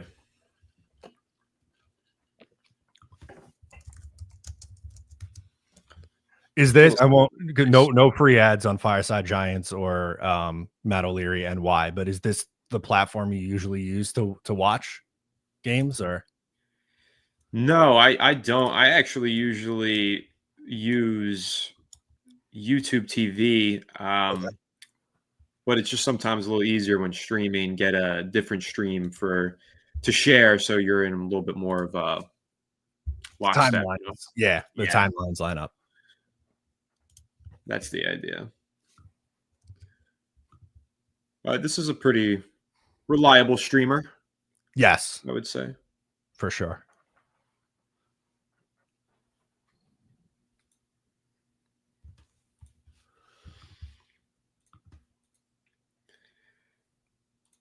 We got a late join here from Spaz for Sev. Sorry I'm late. What's up, Anthony? Definitely a lot I'm liking from these Giants on both sides of the ball. Good to see you, Sev. Thank you for joining, even if you're late. Yeah, a lot to like from the Giants on both sides of the ball. But one thing, not to be a negative Nancy, run defense. Definitely need to see some improvement there from the Giants. Yeah, let's see what the numbers are now at this point in the game. But it's gone down for most of the game. The Jets were averaging like 4.5 yards a carry, but after the just sheer volume, it's now 3.9 yards per carry, 29 for 114 yards. But I think the Jets were like at 85 or 89 yards rushing in the first half. So clamped it down a little bit in the second half.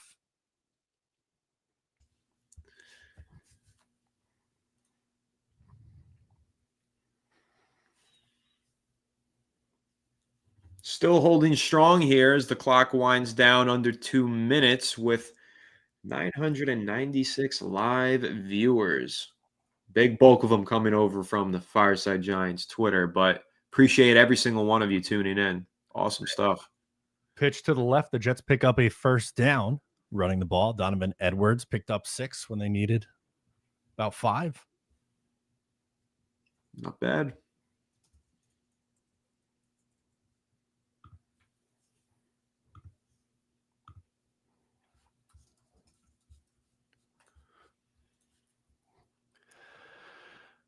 Did get out of bounds, so clock stops. 1:55, 1st and 10.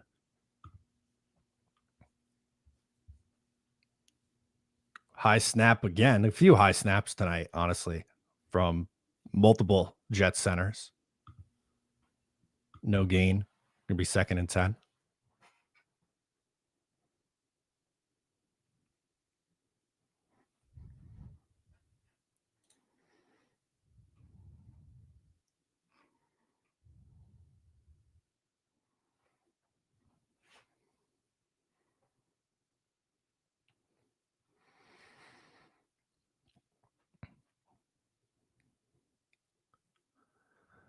Cook is under center. Looks like this is going to be another designed run right here to the left side. Gets up a nice 15-yard run. A little shake and bake at the line of scrimmage. Lawrence Toffoli here, getting some run in the 4th quarter.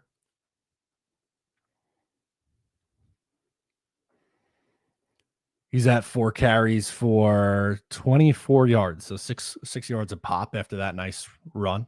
Obviously helped him out tremendously. This will probably be the last play of the game with the clock ticking down. High snap again and another inside handoff for about 4 yards to Donovan Edwards. 30 seconds on the clock in no rush to get up to the line of scrimmage. Or they can even mark the ball, or are we just calling this right here? Looks like it's done. On my stream, I'm seeing Dable and Glenn handshaking. So that's a wrap on this one. Giants versus Jets preseason. Giants coming out on top 31-12. How you feeling, Matt?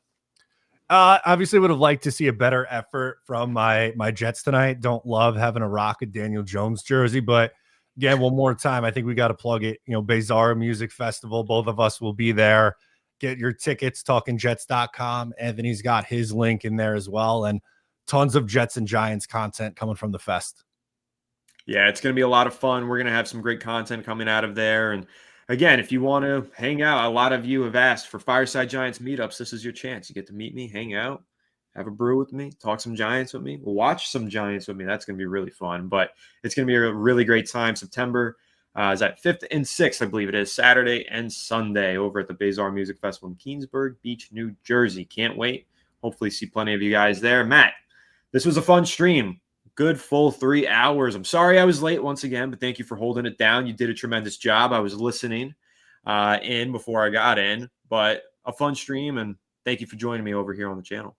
Absolutely. Thanks so much for having me. It was a blast as always, and I'll see you soon at this festival here coming up in a few weeks. Yeah, right around the corner. Can't wait for that. That's going to be fun, and wishing you and your Jets the best of luck this season. I don't necessarily have the highest hopes for you guys, but hoping that I'm wrong and that you guys can pick up some wins for the sake of yourself. Yeah, same goes to you and your Giants, kind of in the same boat, but we'll see. We need New York football to turn the corner here. It's been pretty shitty for a while. Yeah, ain't that the truth? And I think that is our first curse word of the stream, all the way at the end, at the buzzer. That's what I love to hear. That was good. Good stuff. But no, appreciate everybody tuning in. Thank you to everyone from YouTube, from Matt O'Leary's channel, from my channel, everyone else. Guys, if you aren't already, make sure you do go follow Matt over on Twitter. You can see his handle right up above him on there, Matt O'Leary NY on Twitter/X. You can also go subscribe to him. Best Jets content you're going to find on YouTube is delivered to you by Matt, one of my longtime collaborators here. So for the last time, Matt, thank you so much for joining me. And to everybody tuning in, thank you for tuning in. Make sure to leave a like if you enjoyed, subscribe if you're new, ring the bell so you don't miss an episode, and comment your thoughts down below if you're watching the replay. If you're listening on Apple or Spotify, leave us a 5-star review and follow us on social media at Fireside Giants. Without further ado, we'll catch you on the next one. Have a good one, and let's go New York Giants, and in this case, let's go New York Jets as well. Let's go.